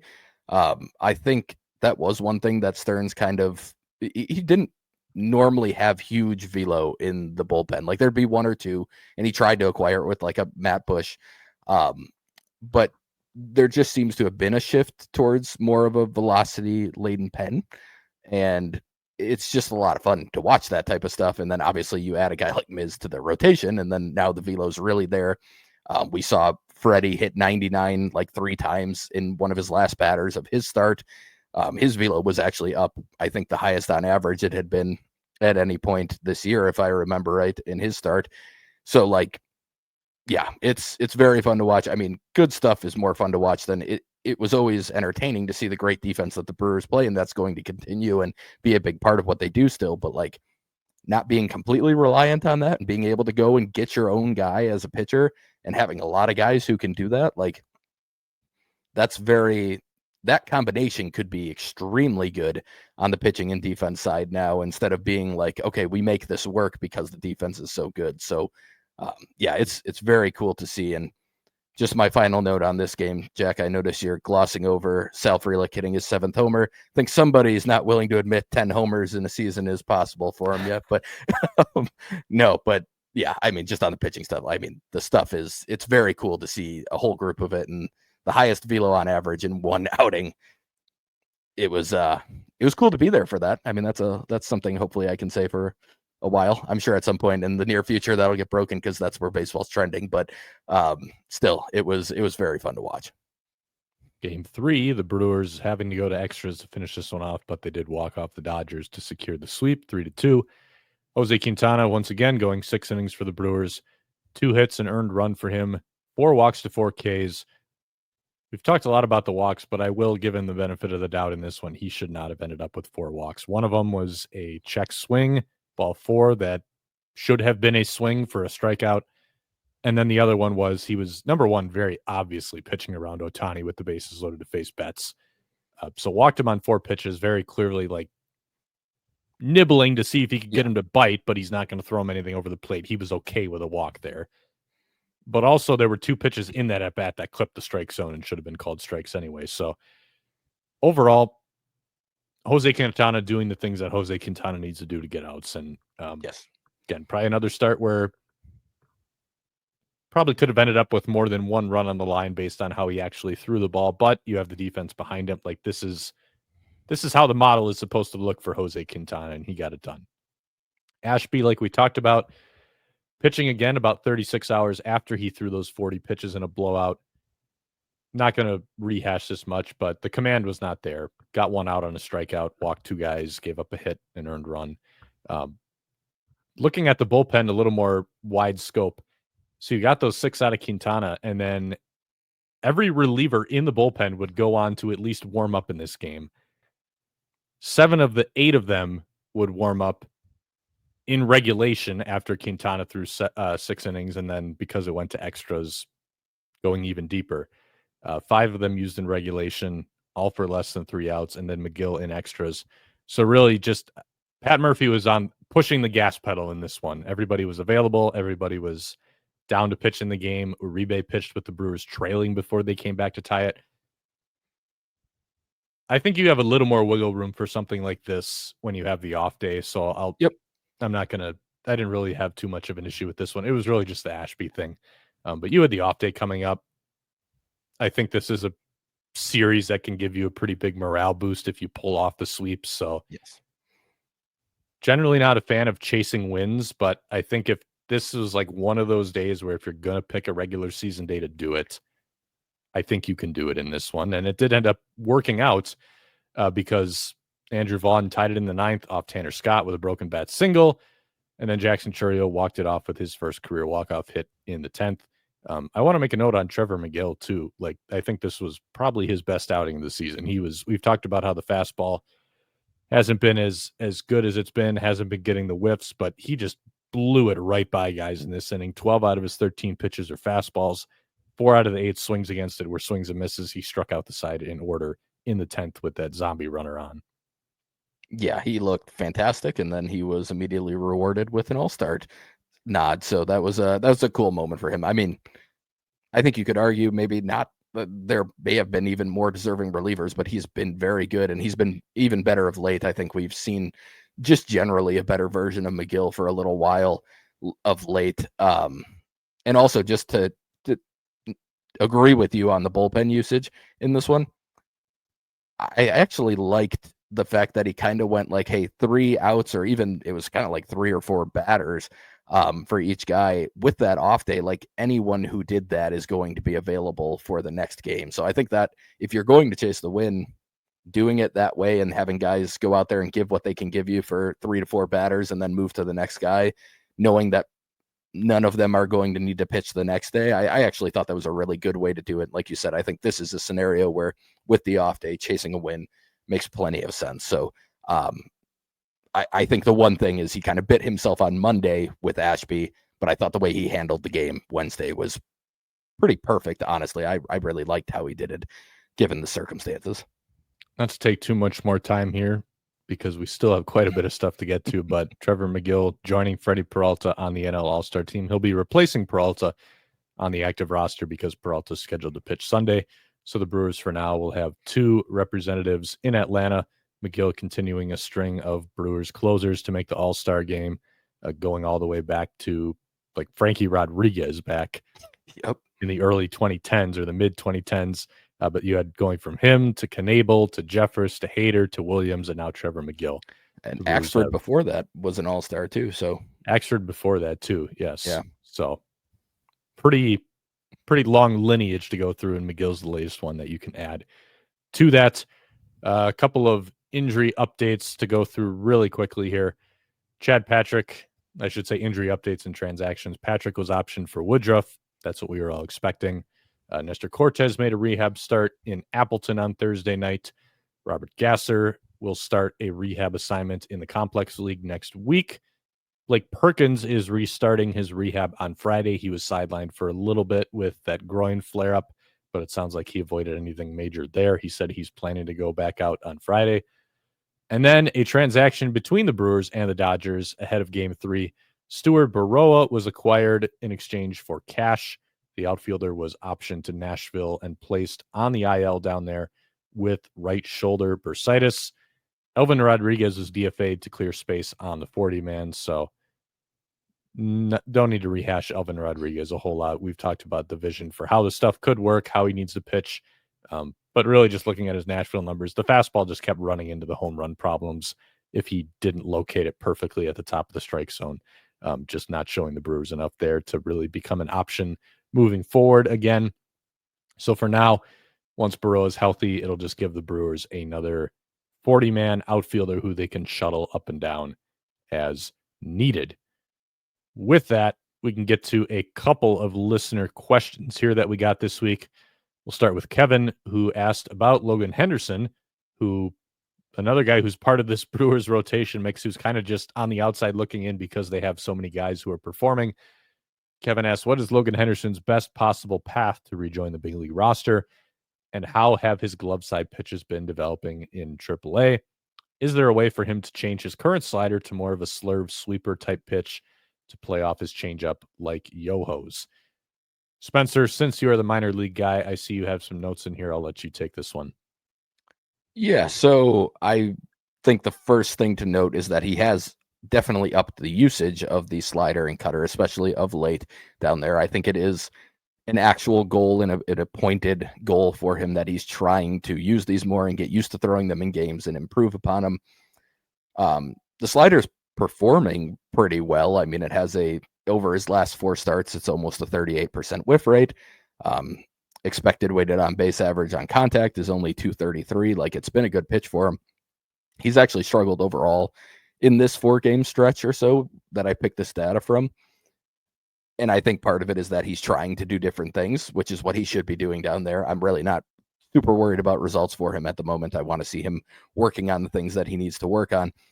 The one thing that stood out to me, and the shape of the slider hasn't changed much from where it was in MLB, but it has changed the spin axis. So it was a 730 spin axis in MLB, and it's 945 right now. So getting on top of it a little bit more. It again, it hasn't really changed the shape, but I wonder if it's helping him throw it where he wants it, and maybe it's helping him kind of feel like it's coming out of the same tunnel or whatever with the fastball a little bit better, getting the fingers on top of it a little bit more and getting a little bit different shape, but it does seem a little more consistent on top of that. At least in terms of the depth. I mean, it's more of just a gyro slider, even though funny enough, the spin now is less gyro-y, I would say, but well, actually, no, I guess it is more gyro-y now. I'm thinking my clock in my head is way off, but no, it is more gyro-y now. Either way, it's a little bit of a change. The cutter, he's also upped the usage on that, but nothing's really changed with it so far. I mean, it's basically the same thing we saw in MLB. That's the one he throws in the zone more consistently, and I think he can throw it for strikes more often, but I guess the point here is that neither of them have really made a big jump. You haven't seen much improvement on either of them. It seems like he is tinkering with the slider a little bit to try and change how he throws it, but it hasn't really done much to change what it's actually doing. But to me, I think the slider is getting to a point where if it's consistent, it's playable. It would just be nice to have something that goes further to his glove side. But to answer the question about the slurve, sweeper, that type of movement, like he's just not somebody capable of doing that. He's too much of a pronator.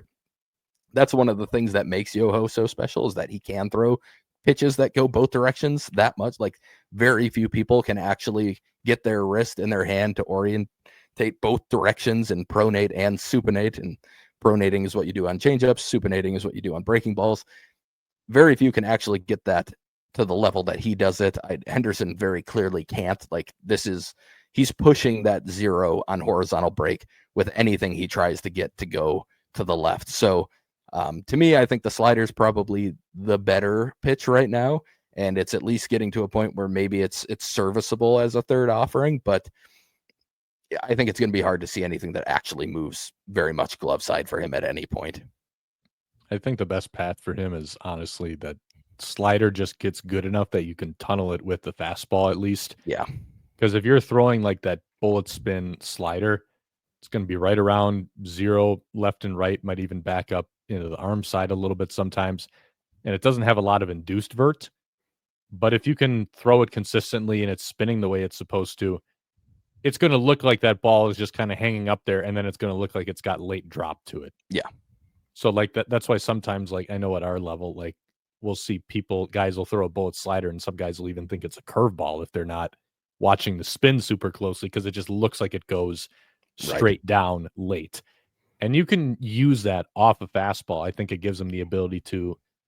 He's going to throw a lot of fastballs up, but I think he could also like have sequences where he goes spot a fastball down, low and away, and then you break out that gyro slider off of that. I think that's probably the path for him if he is going to find a different way to get guys out when he can't just use the fastball and the changeup. He's obviously going to get the most mileage out of those still, but I would agree with you. I think the slider is probably more likely to be a difference-making pitch than that cutter, but we'll see the way it unfolds. But you're absolutely right on like the kind of shapes that he's actually capable of. He is not physically capable of getting his hand around the ball in the way that you have to get the side spin to throw a sweeper. Yeah. So like a sweeper is different than a normal slider because largely, yes, it moves a lot more, but that's because of the direction the ball is spinning too. You're getting like side spin on a sweeper, or you're using like an offset two seam grip, and you can kind of like kick the ball a little bit with how it's coming off of your middle finger, like different things like that. But bottom line is you're getting it to spin a certain way that gives it that big sweeping lateral movement. His hand just isn't capable of doing what it takes to get the ball to spin that way. So it would be a waste of time trying to figure that out. Instead, they're better off just trying to see, I think, if he can at least get that bullet slider consistent enough, and then he can find some ways that he can use that. Yep, agreed. Another question that we got from Nate this week said, what else can we talk about regarding the running game? I know it's been brought up previously, but it seems rough this year. Was this really all the Quentin Berry thing, and the crew is trying to brute force it now that he's gone to keep up the illusion? What's going on here? So you put the same note in that I was going to look up, so I'll let you walk through it. Yeah, so overall, I think it should be noted that while the stolen base success rate is down this year, they're 12th. It's at 77.1% right now, which normally you would look at it and say about 80% is where you want to be, ideally. They're second in stolen bases overall, but they are first in caught stealing. So that's how you kind of get to that point of being more in the middle of the league in terms of overall success rate. Overall, though, in terms of base running runs, they are number one in baseball still. So doing a lot of things in terms of going first to third, second to home on singles, just doing kind of the dirty work on the bases, they're still very good at, and they are still stealing a lot of bases. And in the end, when you're stealing as many bases as they are, being 12th overall in the league in success rate, while not the most ideal scenario, is not the worst thing either. I mean, I think part of it is that there have been some pretty big caught stealings in the ninth inning. I can think of like 2 or 3 right off the top of my head that came in big moments, so they probably even stick out more than usual. But I do think Quentin Berry was a part of what made them so good at this. We talked about it in the offseason. I think it was part of the equation. And looking at the Cubs, I mean, they are second in stolen base success rate, and they are third overall in stolen bases. So they've been very, very good at stealing bases. So I do think that that's probably partially a Quentin Berry effect. I do think he's probably just looking at it, it makes sense that he's probably just really good at this. But even that all said, I mean, they've been a fantastic base running team just because the success rate is down a little bit. I also think there's been like 4 overturned steals on there's been a lot of very close plays that kind of haven't gone the Brewers' way. Like, it wouldn't shock me if that success rate goes up in the second half because they just barely beat out some of these very close plays that have been outs too. Like, I think they're still a very capable and good base stealing team, but I do think they are seeing some effects from losing Quentin Berry. I would guess that that's at least hurt them a little bit. My educated guess here is like the overall fundamentals of base running. We talked about this when Berry left. Like, that's something that is going to stay here after Berry's gone. You don't forget how to run the bases. So I think that's where you're seeing like the base running runs, still taking the extra bases, all this different stuff. Like the fundamentals of base running, they're still very good at that. Still number one from a run value standpoint. I think you're seeing the effect of Quentin Berry in that. I bet you a lot. And Matt Trueblood actually wrote about Bryce Terang specifically on this topic, but I bet you can kind of zoom out to the entire roster here and see that this is the Quentin Berry effect. Like, the jumps and the first move aren't quite as good as they were before. And I think that's a Quentin Berry thing because Berry, by accounts from the players, including Terang himself, was really, really good at, like, you get to first base and Q would have something for you on the pitcher. Like, hey, if you see this, like, this is what we have on the guy. Here's some notes, some stuff about how he moves. Here's like how that can impact your lead, impacting like your confidence and knowing when to take that first move, when you can have that first step, just the overall quickness. Like, those are the little things that I bet you that's kind of where you're seeing the effect there. Maybe Julio Bourbon doesn't quite have like the same totally dialed in on it to the point where you can get that big of an advantage, like with your first move and with your first step, because he's read this pitcher so well in a way that a lot of guys can't. I think that's where like you get into more of what Berry is so good at that guys can't perfectly replicate, just his ability to read this kind of stuff. Yeah, and as a very good base stealer himself, I think that was something that he probably we talked about that when he left. We said like that type of thing where he was so good at this himself, where he probably picked up a bunch of little tricks and a bunch of different things to pick up on with pitchers and how they move. And that's not even to say like, we don't know that Barry was even at that level when he first started. So it's not to say Bourbon can't get to that level as a base coach either, but it's his first year doing this. And I think maybe that's something that you also learn a little bit about what you exactly need to give hitter or base runners when they get to first and stuff like that too. But I definitely agree. I think that's probably what it is. Ron asked us, would you move Jose Quintana or Nestor Cortez to the pen or trade one of them upon Nestor's return? So yeah, the Brewers are going to have a logjam coming up. I'm assuming everybody's healthy. I'm trying to move Quintana because I think that's number one. I think Nestor's a better pitcher than Quintana. Yep. That might be something that some people disagree with me on, but I think when you look at the peripherals and the body of work when they've been healthy over the last few years, I do think Nestor's a better pitcher. Different ways of getting outs. They're not quite the same guy, but I think overall Nestor is just a better pitcher. So that's who I would, number one, just rather have starting games for me. But number two, I think Quintana's the guy you can actually get a potential return for in kind of like two buyers trading with each other, because those are the kind of moves you're seeing a lot more of now with the expanded playoff format. I think there's some room to make that kind of deal with someone where they need starting pitching. You give them Quintana, maybe they give you someone on the position side who can help you out right now, like that kind of move. That's the way that I'm trying to approach this, but we're not in the room, so I don't know exactly what's out there and what those conversations look like, but that's how I would go about it. Yep, I'm with you. I think trading Quintana would be 1A in terms of what I would like them to do, assuming everybody is still healthy by the time Nestor returns, which we always have to preface everything with. There's always chance someone else gets hurt in this time, and then everybody fits anyway. But yeah, it's, to me, if one of them has to go to the pen, that's where it gets interesting. Like if they can't find anybody to find a trade partner for either of them, I don't know. I mean, like, I feel like, I guess you're splitting hairs. Either way, they're going to be long relievers and somebody who's just kind of taking over. Probably not Easton McGee's exact role, because my guess would be that Murph would trust both of those two quite a bit more, but maybe taking his spot. But then again, that also ends up with all of your long guys being Ashby Hall and one of those two lefties, and that's all left-handed pitchers, and maybe you don't want to go that direction.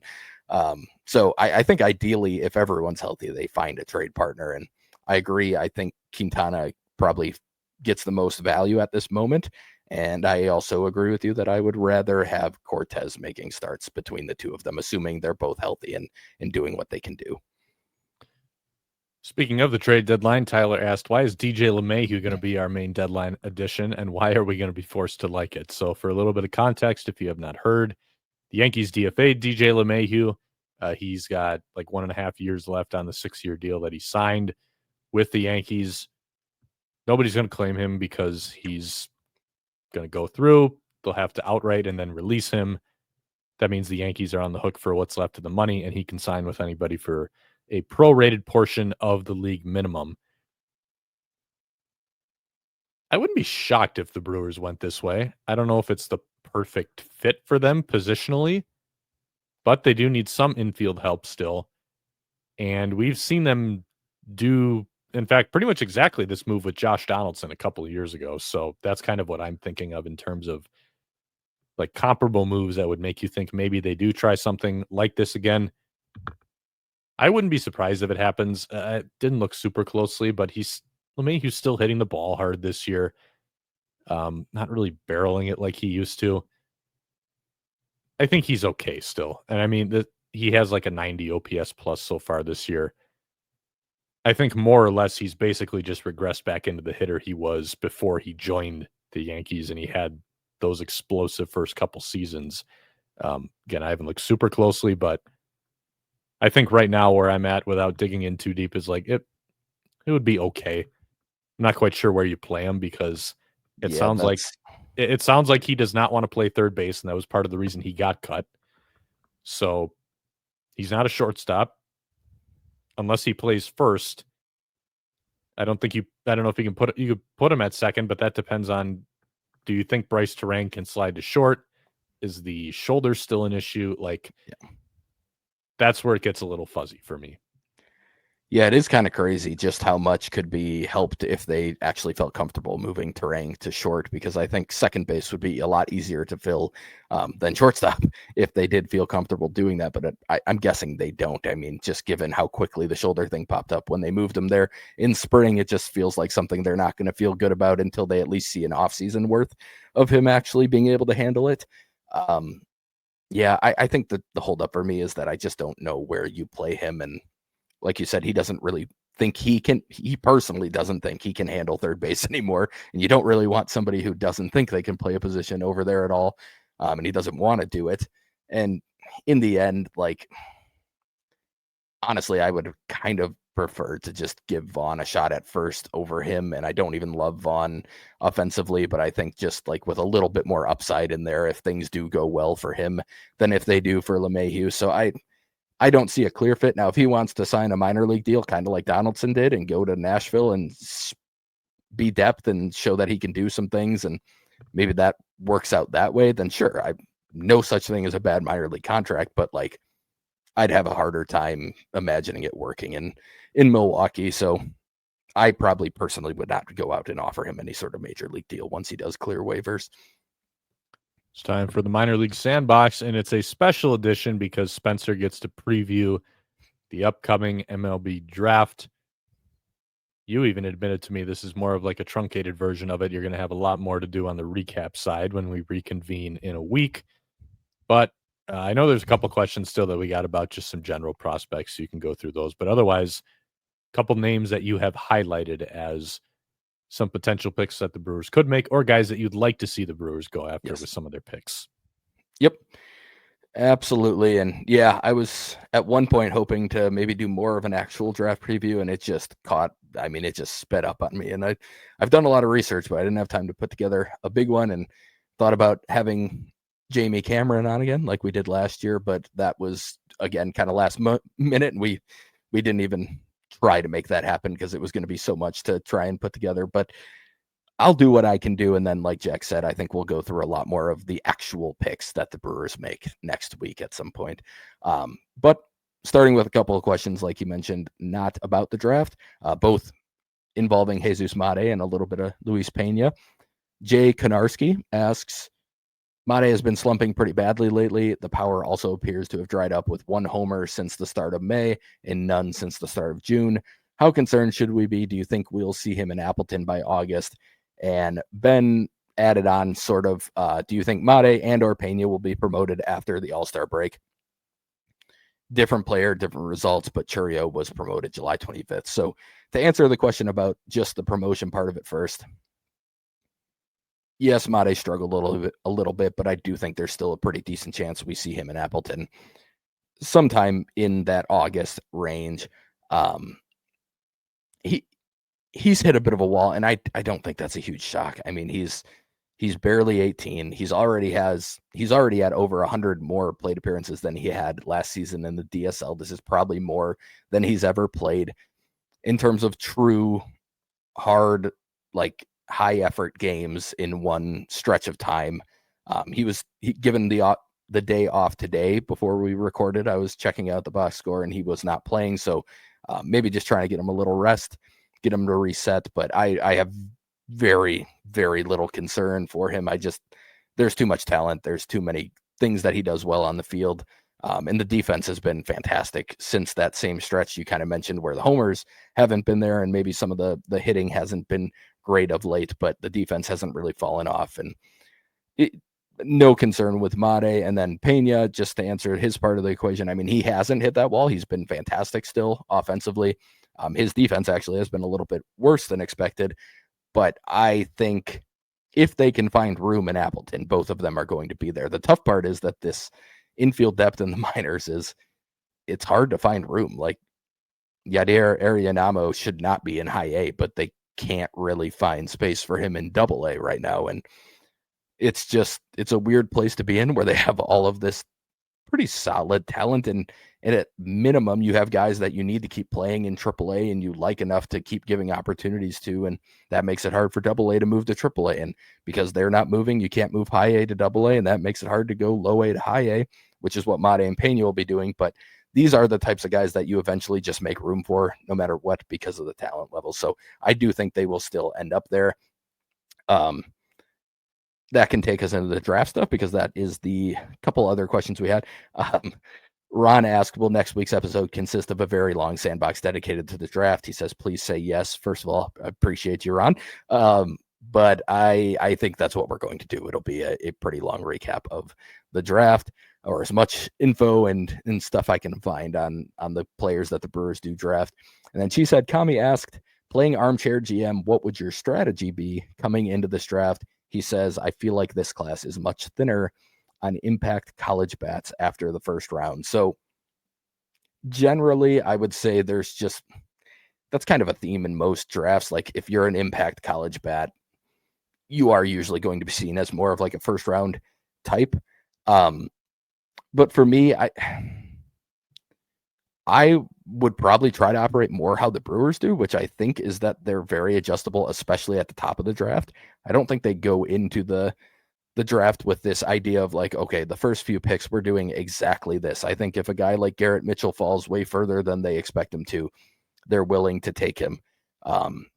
If they can go underslot on Brock Wilken and save that money, and they can go underslot on a high schooler with Braylon Payne, like they have a very wide range of the type of players they go after early in the draft, and even the signing bonus money they're willing to. I think their most common approach, though, is going on the lower underslot value at the first pick and maybe even the second pick. And that's probably how I would attack it too, because I think you can still get very, very good value while also saving money in those spots in the draft.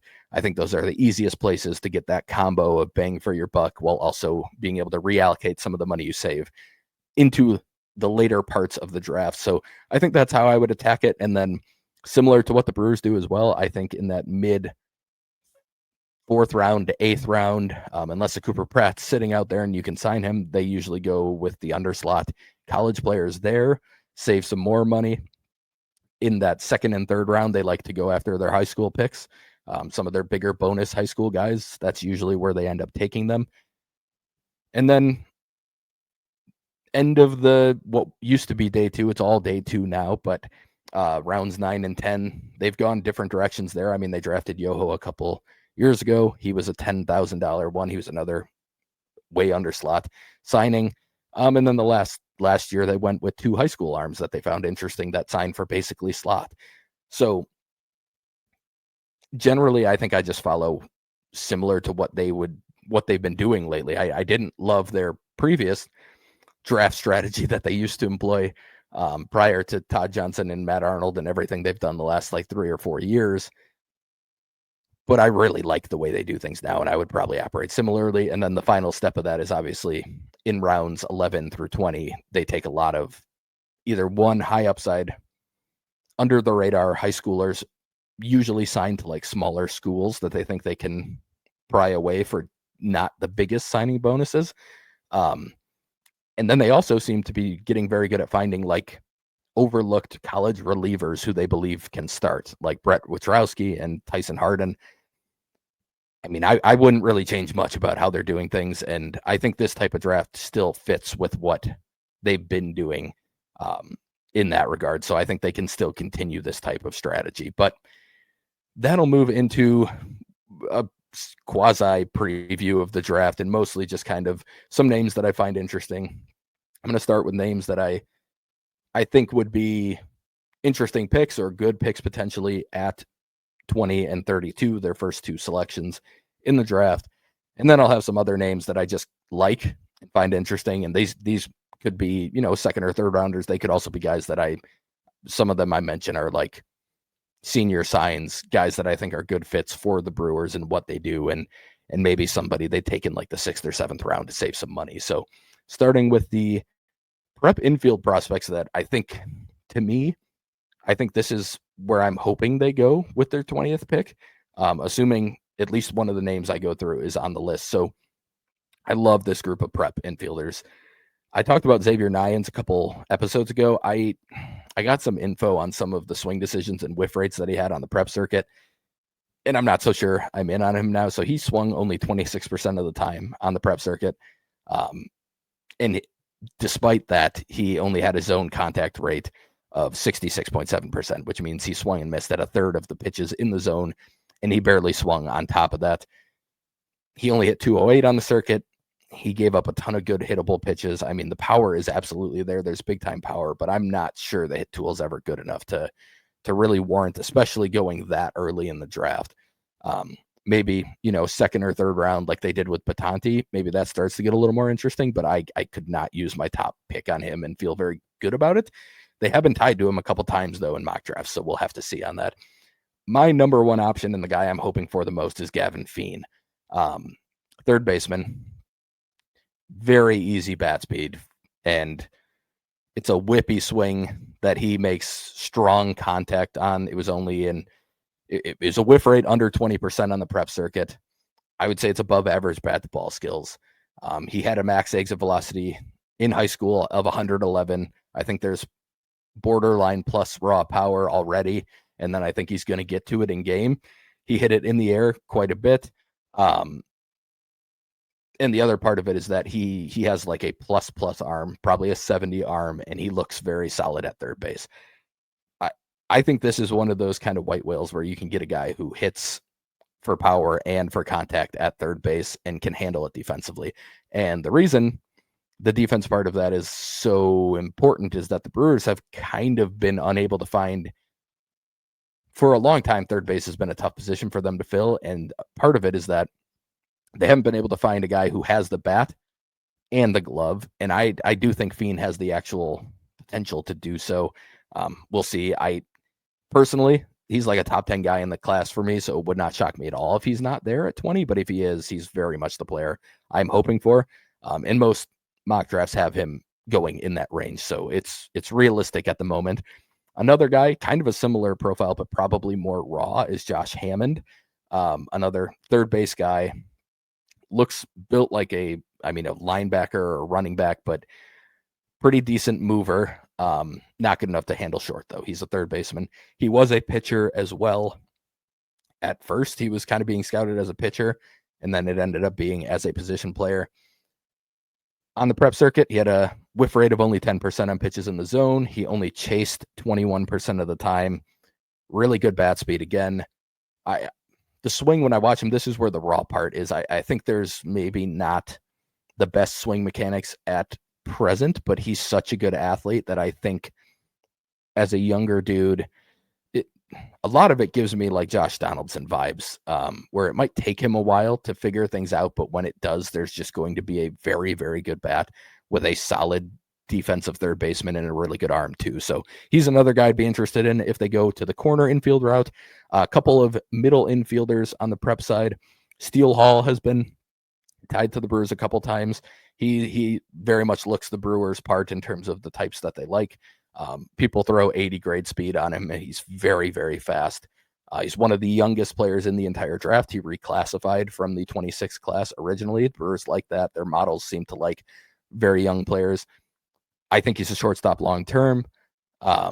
He's got pretty big bat speed, and his hard hit rate was over 20% on the prep circuit. So I think he's going to hit the ball in the air. I think he already is a decent amount. I think the swing is kind of tailored to be able to do so.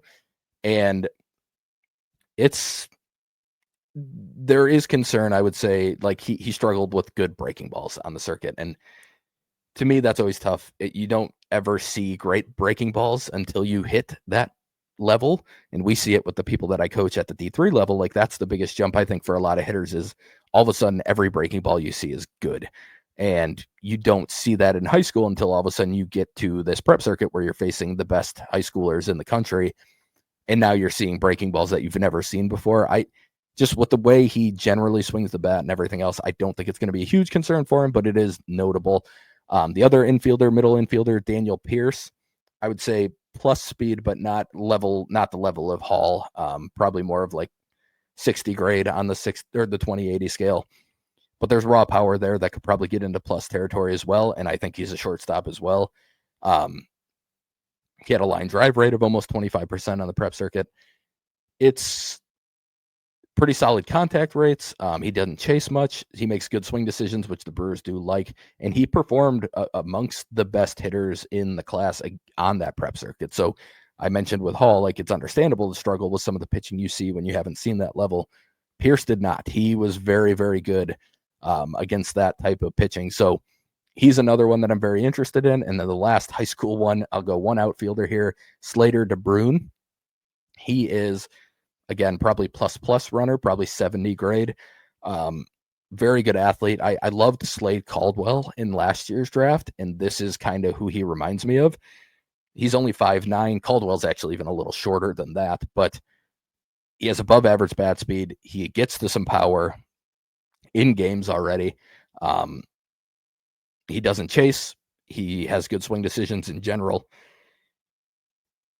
And he hits the ball to all fields, and he hits it with some juice. It's not huge exit velocities, but it's average or a little better despite the size. I think he's just very, like, everyone likes to make the Corbin Carroll comp, and I don't think he's that level, but I think that's kind of what you're dreaming on if everything clicks for him. Moving to some college guys that I like around these first two picks, and most of those guys I just talked about, I should note, are probably not there at 32. I think the Bruins the only one of that group that I've seen go as far as 32 on mock drafts. Some of these guys from the college ranks fit that bill a little bit more. The first one does not, though. Merrick Houston, Wake Forest, shortstop. Very, very fast. Again, he is a crazy good defender at short. Like, it's probably Gold Glove defense in the long term. Whiff rate was only 17% in college. Zone whiff rate was under 10%. He gets to, like, the swing looks like it should get to some power, but he doesn't quite have the bat speed to do it yet. I think his max exit velocity was 107 or 108, and that's with metal, so that would be lower in pro ball. But he's also still pretty skinny, and I think there's more weight and mass that he can add to his frame. But overall, he hits the ball hard on average, so kind of what we talked about with, like, Anthony Siegler when he first got called up. Like, I think he might be that type of guy where the average hard hit ball is, or the average exit velocity is pretty high, while the max might not blow you away.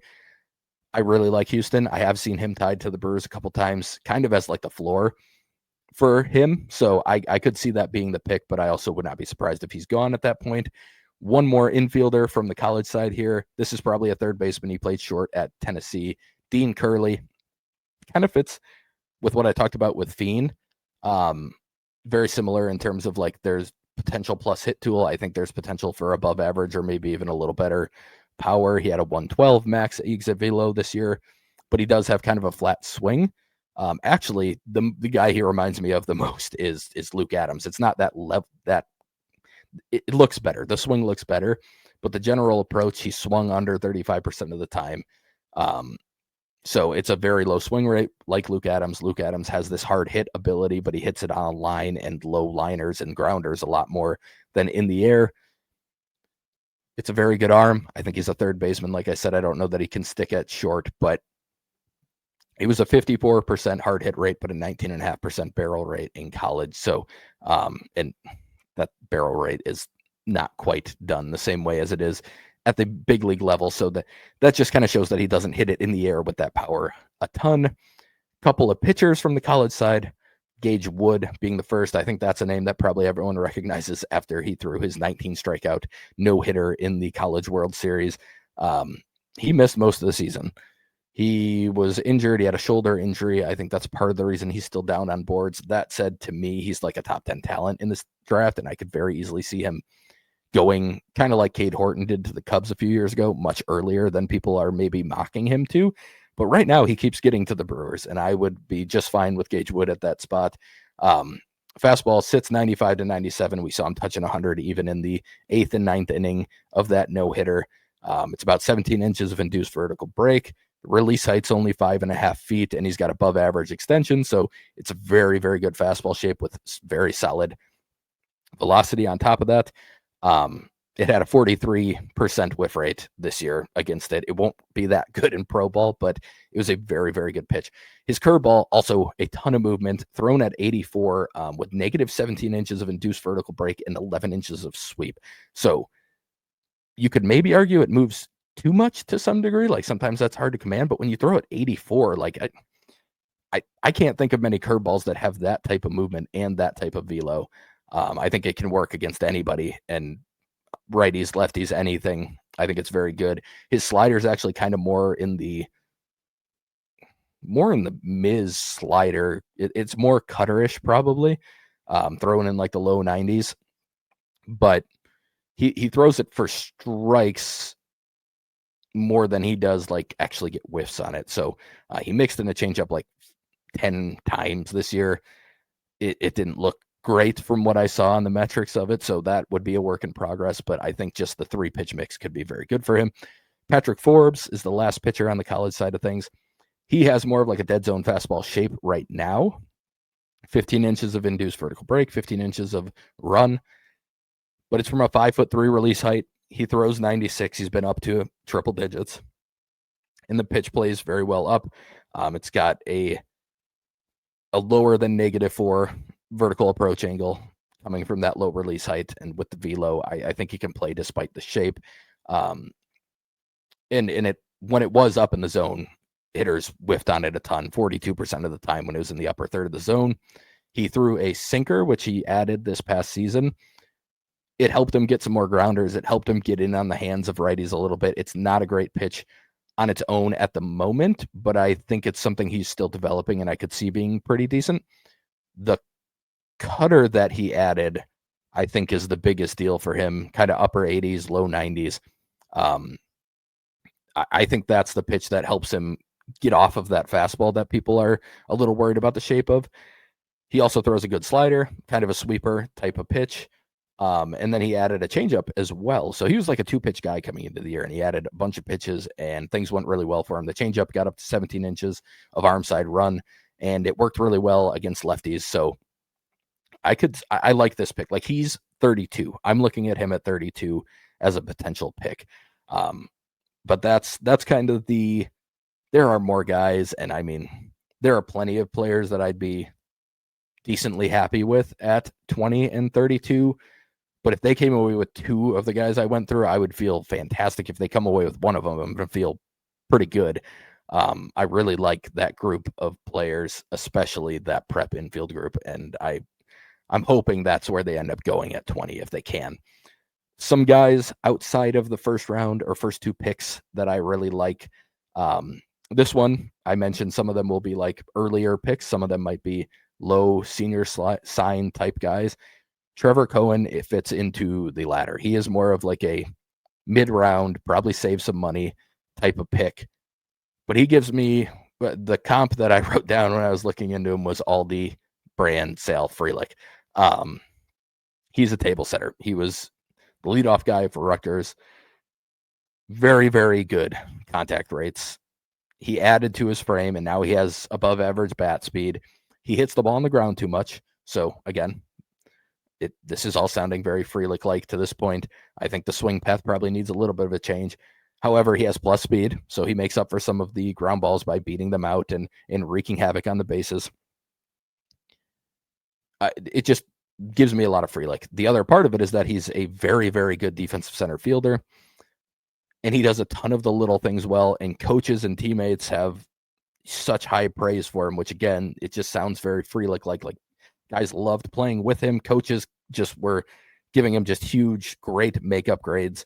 To me, this is a guy that you put in like high A right away, and he helps the outfield depth that is kind of lacking in the minors. And if everything breaks right, you might end up with a guy who's similar to Sal Frelick on a cheap deal. You could even say like maybe Jake Mangum, who made it to the majors with the Rays this year, like that type of player. That's who he reminds me of. I would like that pick in the middle rounds as like a cheap-ish senior sign. This one, the next one fits more into the probably like a late day 1 or early day 2 type guy. Matt Barr, right-handed pitcher from Niagara College, which is where the Brewers drafted Ryan Burchard. It is another junior college. So he grew 2 inches and added 30 pounds from his high school senior year to his first year here at Niagara. He went from kind of touching 91, 92 to getting up to 98 and sitting 93 to 96 with that growth spurt and the weight added. It's a very interesting delivery. It's very short armed. He throws it from a 66-inch release height, which is pretty tall. It, guys aren't used to it. It's just a weird delivery. People haven't really seen it. Actually, watching it gave me a little bit of like righty Aaron Ashby type vibes, where it's not huge extension, but it's just a weird, funky delivery. He throws 2 breaking balls that need work, but both spin over 3,000 RPMs. At times look very, very good, but are works in progress for sure. He also, like some of the other pitchers I mentioned, has added a cutter this year that helped him quite a bit. It's just an interesting. There's stuff here. It's a weird delivery. He's committed to Tennessee, I should note, so he won't be a cheap sign. Like he will cost quite a bit, I think, to sign him away from Tennessee. But I also don't think he's going to be in like anywhere close to like what Miz got to get signed away from LSU. I think he's more in that maybe 500 to 800,000 signing bonus, somewhere in that range. I could see him signing for, and I feel like just given the Brewers have already signed and drafted a player out of Niagara, they like the JUCO route. I think there's some Ashby comparisons here in terms of the way he does things just from the right side. I think he'd be super interesting. So he's one. He's also only 19 and a half years old coming out of JUCO, so he's very young for a JUCO pitcher as well. The last one from the college side of things is right-handed pitcher Dominic Reed. He was at Oklahoma State to start his career, didn't pitch a ton, ended up transferring to Abilene Christian, and he looked pretty good there. He was actually decent. He kind of split time, bullpen and starting, but he looks like a starter just in terms of his build and his frame and everything else. And just his delivery is very athletic. It's very loose. It looks like it's easy velo from him. And he's kind of sitting 93, getting up to 96 with it. I think there's maybe a little bit more in there. But at the same time, he has pretty big extension, over 7 feet on average. And the changeup is the biggest thing. Only 2 inches of induced vertical break with 15 to 16 inches of arm side run on it. Very good arm action. I saw some video of him throwing it with the fastball, and it's a very good arm action. Looks like it's coming from the same slot, and it just dies. It's a very good pitch. He throws a slider and a curveball. They're very similar shapes right now. My guess is they would just make it one breaking ball, but he was pounding the zone. He walked fewer than 3 per 9 this year. Just an interesting arm for them to follow. And I think he kind of fits with some of the things they do, especially with that fastball changeup combo that they've been willing to go to for some of these lesser known college pitchers, especially. And then a few high school names I'll talk about. Josh Owens. This is one that's been getting a lot more attention lately. So he might end up fitting more into like, I could see a team around 32 drafting him. So maybe the Brewers would be interested in being that team, but really, really good athlete, probably 70 grade speed. And a third of the balls he put in play on the circuit were over 95 miles per hour. So there's power there. I really like the actual swing and the way it looks like it's just kind of one of my swing crushes in this draft. The approach needs work for sure. He was a two-way in high school. He's only going to be a position player. But he showed that he can handle velo. He showed that he can handle some spin. But he gets a little impatient at times. And the power wasn't showing in games until more recently, which also that's kind of like a Braylon Payne type of thing last year where the power started showing up later. Just that's kind of what he reminds me of a little bit is the Braylon Payne thing where it's like a late riser, a guy who started to figure some things out later on. He needs to add weight, just like Payne probably need to put on some good weight still, and he already has, but he moves pretty well laterally. I think he can handle short. He might end up moving to third because he's got the arm for it. He could play second as well, I think. But it's the hit tool more than power, but I think there's some power potentially coming down the line. That's what makes him so interesting to me. So Owens is the first one on the list. The other two are pitchers. I'll start with Uli Fernsler. Very interesting lefty delivery more than anything. So he's throwing from a 4.7 foot release height, which is very, very low. Below 5 feet is always going to be low. It's a 3/4 slot type of deal. It's not full sidearm or anything, but it's lower on the 3/4 side of things. He's very crossfire, but he threw a ton of strikes. Like, he attacks the zone. So he's got this weird, funky delivery, but he goes at guys really well. And I mean, lefties had no chance against him on the circuit. Like, he didn't hardly get touched. He's only sitting 90 to 92. He's been up to 94. It was a sinker. He now has a pitch kind of like what Grant Anderson does, where he actually got pretty comfortable throwing it up in the zone, and it works really well, especially against younger players. We'll see how it would work in pro ball, but he's very interesting to me because, like I said, that's the sliders in that low 80s. The changeup is in the low 80s as well and gets about 16 inches of run on it. So his numbers on the circuit in 2024, he had a 73% strike rate, a 68% whiff rate, and in the 117 pitches that he threw, he did not allow a single hit against some of the best players on the prep circuit. Now, the stuff itself isn't insane, but I think given the delivery and the components of it, and the fact that he's from Michigan, so he's a cold weather guy. He'll be 17 years old on draft day. He seems like a guy that the Brewers models would just love. So I'm very interested in seeing if he ends up being a fit there. I could see him going as early as like the second round, one of the picks that they have on the second round, and then that competitive balance B pick. And then the final name here is an interesting one, in part because right-handed pitcher Josh Flores went to the same high school as Josh Adamszewski and Griffin Tobias, who they have drafted in back-to-back drafts. So there is a guy here who he's a Kentucky commit, which is a bigger school than either of the other two were. Adamszewski was Ball State, and Tobias, I believe, was Indiana. So my guess is either way, he'll be harder to sign than those two were. But fastball's been up to 97 with some real tail to it. But it has some carry too. Like it gives me kind of like what you saw from Woody at his best, with the fastball shape. Throws a nasty, really, really good upper 80s slider that at the combine was spinning around 2,900 RPMs. Has some depth to it and some actual sweep to it. It's a good pitch. And then most evaluators think his curveball's the better pitch in the low 80s. Some think it could actually end up being like a 70 grade pitch, 11.5 type of shape to it.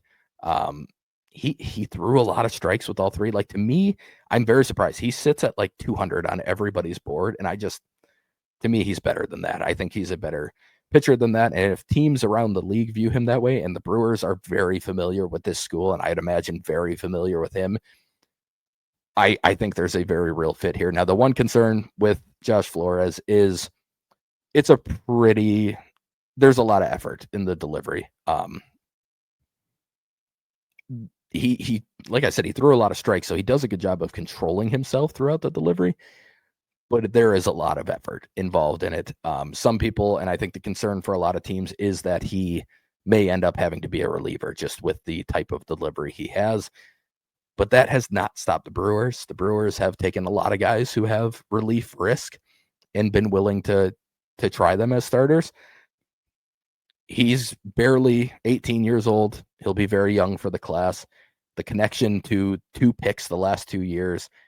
This one, to me, like if I were going to predict a random player, I think Josh Flores would be my random prediction for the Brewers in this draft. I just think there's a lot of connections that make sense for the Brewers. The only thing I don't know is whether he's super signable away from Kentucky or if he's all that interested in signing in general. But I really like Flores, and I really like the fit with the Brewers, and it just feels like a good match and a potential prediction, a pick that is worthy of a prediction just with everything we know. So that wraps up the preview here.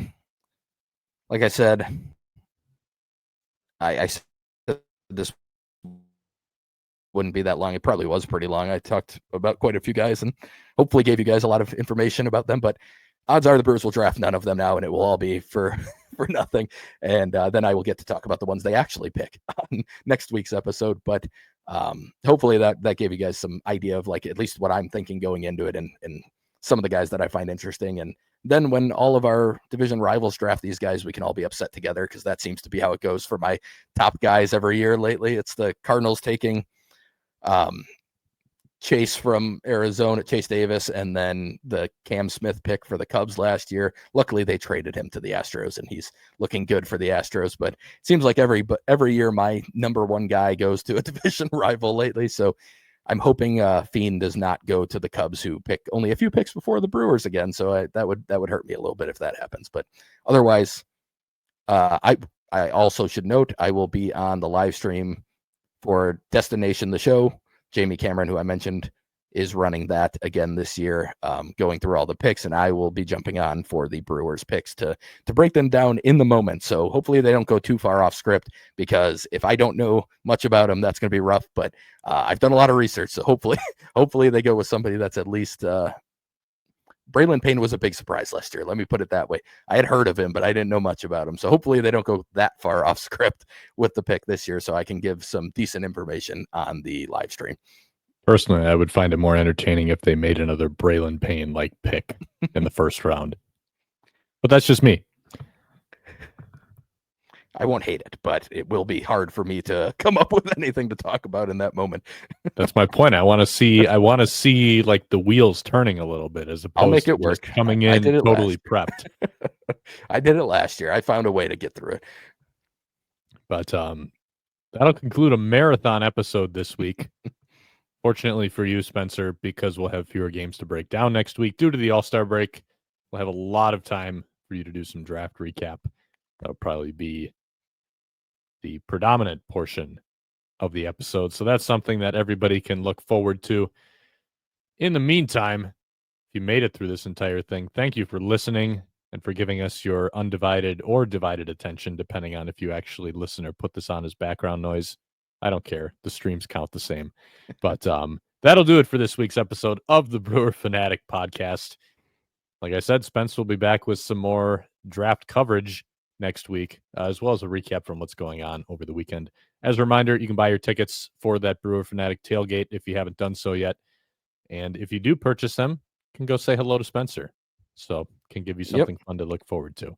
Yep. You'll have Paul Noonan there, and Ryan Top from Milwaukee's Tailgate, and Jonathan Judge from Baseball Prospectus is planning on being at the event. Oh, so I didn't know Judge was going. Yep. He's planning on it.